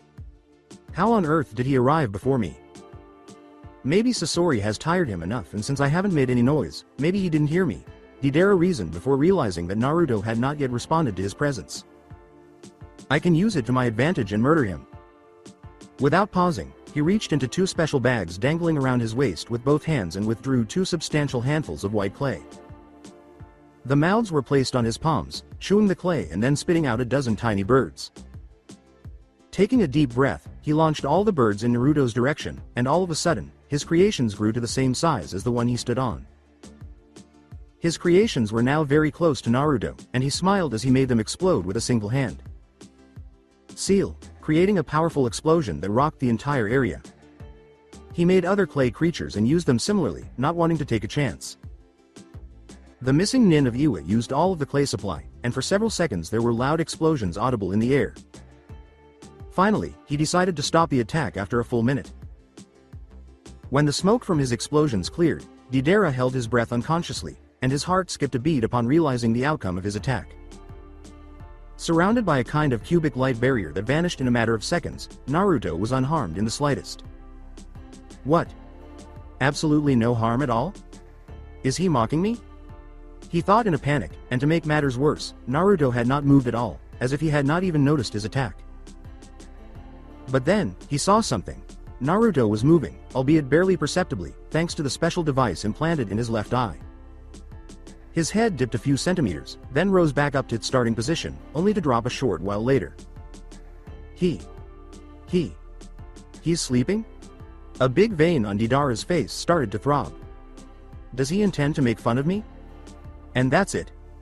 With my special C4, I'll blow you away no matter how strong you are. But just then, Naruto awoke, raising his head, and for a brief moment, his serene gaze met Deidara's enraged ones, saying, I see you have finally arrived. The missing nin yelled, fuck you. Are you trying to ridicule my art with your sleeping act? But Naruto ignored him. It took you longer than expected. I've been here for. Deidara said, clenching his teeth. He was about to finish when Haku, who was grinning slightly behind him, severed his head with a sword slash and sent it spinning into the air. Forgive me, Naruto. Haku said with a small bow. Their attack had wounded more people than expected, and I admit I stopped for a second to admire the result of your Bankai. With a sigh, Naruto got to his feet and said, I see you've decided to use a move of Zabuza. Silent killing is what made him famous during his years as a Kiri shinobi. Having all his memories, I decided to use this art of which he was a master, Haku said, nodding while maintaining her smile. If I was only based on your chakra, I probably wouldn't have heard you coming. Said Naruto before grabbing Gaara. Let's go. When he gets better, I will talk to him about the expanse of glass he must destroy to recreate the desert. It shouldn't be difficult for him. Laughing slightly, Haku said, or he could make you pay a fine for damaging the desert. With only a snort, Naruto and Haku vanished into thin air, accompanied by a Shumpo, leaving Deidara's corpse in their wake, its face still full of anger. Konoha. Minato sighed and leaned back in his armchair after concluding to sign the final document. The last few days had been, to put it mildly, stressful. The responses of the various ninjas and citizens had been fairly predictable after Naruto had made his intentions known during the festival. While the majority of civilians had begged Minato to use all available means to stop Naruto, some had shown themselves to be unsure, and a small portion of the latter group had chosen to accept his son's proposal. Minato could have stopped them, of course, but he didn't want to appear to be a despot telling people how to spend their lives. He had resurrected them, and if he could have done it again, he would have, but they were free to end it that way if they so desired. The same went for his shinobi. Jiraiya's spies claimed to have seen Naruto elsewhere, including Taki and the Land of Waves, but they were unable to determine where he had been. Minato then conjectured that since Naruto had been Konoha's ally during his lifetime, he had wanted to see if anyone was resurrected even in those locations. Then, even though Minato already knew what had happened, a week had gone by since Naruto's return and about 100 people had vanished for no apparent reason. Worried, Hiyashi had come into his office to inform him that his wife, Hitomi, had vanished and taken some small cash with her.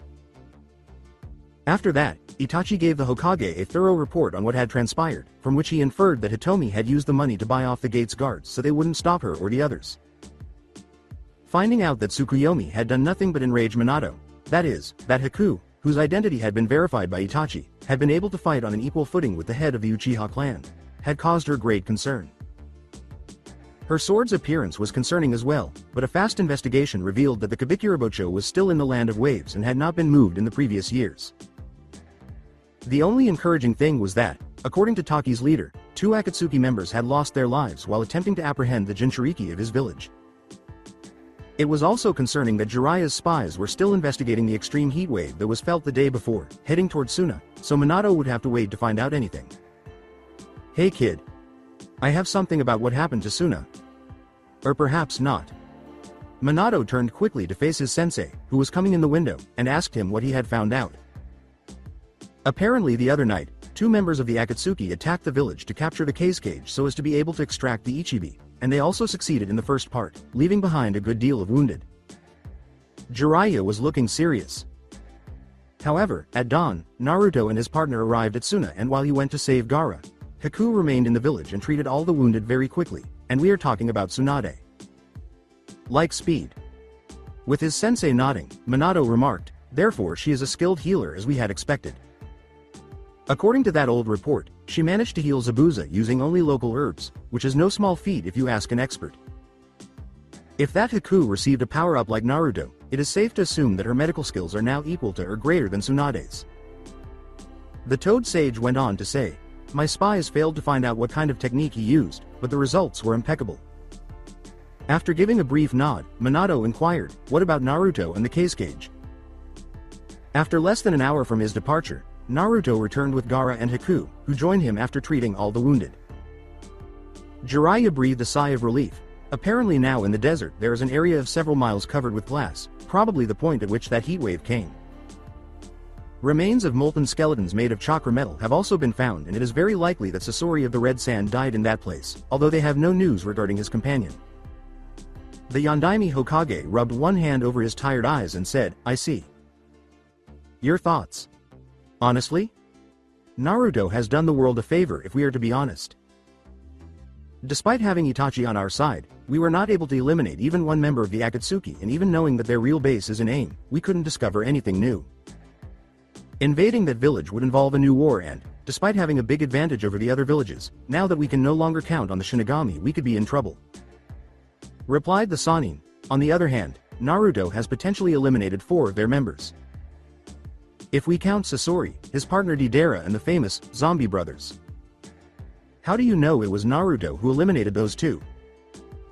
Because in the place where they fought against the jinchuriki of Taki, there was a large area completely burned, and, even though Kakuzu had the possibility of using Kaiden Jutsu, it is something outside of his possibilities. Jiraiya replied, "On the side note, I confirmed that Taki's jinchuriki is now in the land of waves." So she went there then. Most likely Naruto helped her since he was a jinchuriki. Minato was sighing. "How's the training going?"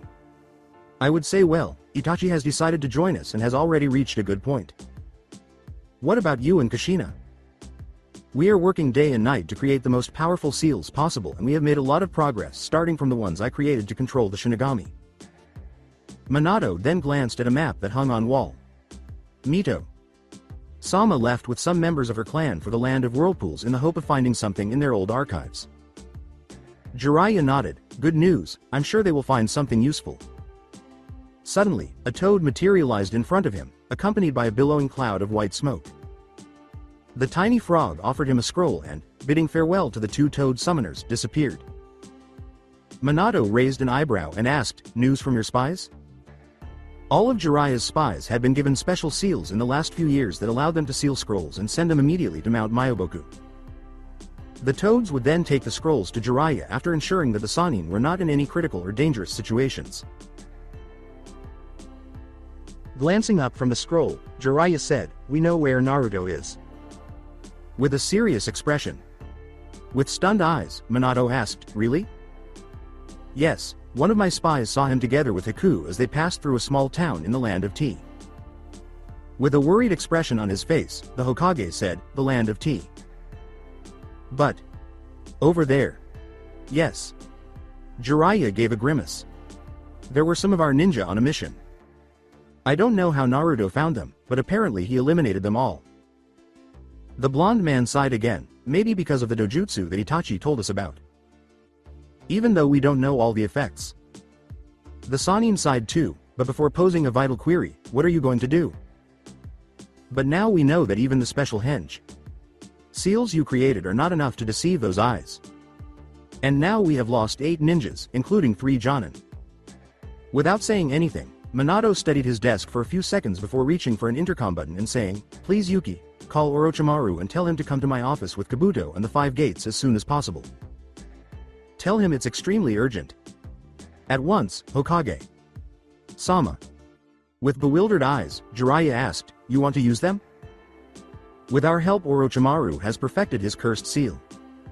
My idea is to send the 5 gates with Kabuto for cover in order to find out as much as possible about Naruto and in the hidden hope that they beat him. Even better. But I need Orochimaru to know if the seals I intend to apply to them will create problems with his own cursed seal." Minato responded with a serious expression. "I will also follow their movements with the Tomigane no Jutsu, telescope technique, in order to know when to teleport them here to Konoha so as to save them in an emergency." His former sensei said, "I'll go and call somebody else, better have more eyes to better understand Naruto's skills," as he nodded toward the window. While by himself, Minato said, "Thank you," and gazed at the lone picture of Naruto, thinking, "I really wish there was a way to fix all of this." A few miles distant from Kusa, Naruto and Haku strolled down a desolate road with the intention of reaching Kusa, where Naruto had sensed the presence of some resurrected individuals. It seems that he had the potential to develop into a superb sensor when he was still just Naruto Uzumaki, and this ability was transferred to his new body. Because of his Ryatsu background, Naruto was able to focus long enough to notice the presence of people who had been resurrected, even from a great distance, because of their strikingly similar auras to the Shinigami. But now he could see 5 of those people speeding toward him, and if his deductions were accurate, they were from Konoha. "Haku," she said, glancing at him, "we have guests." Shortly after uttering those words, 5 individuals materialized in front of them, spaced several meters apart. Naruto, unfazed by the familiar faces, raised an eyebrow.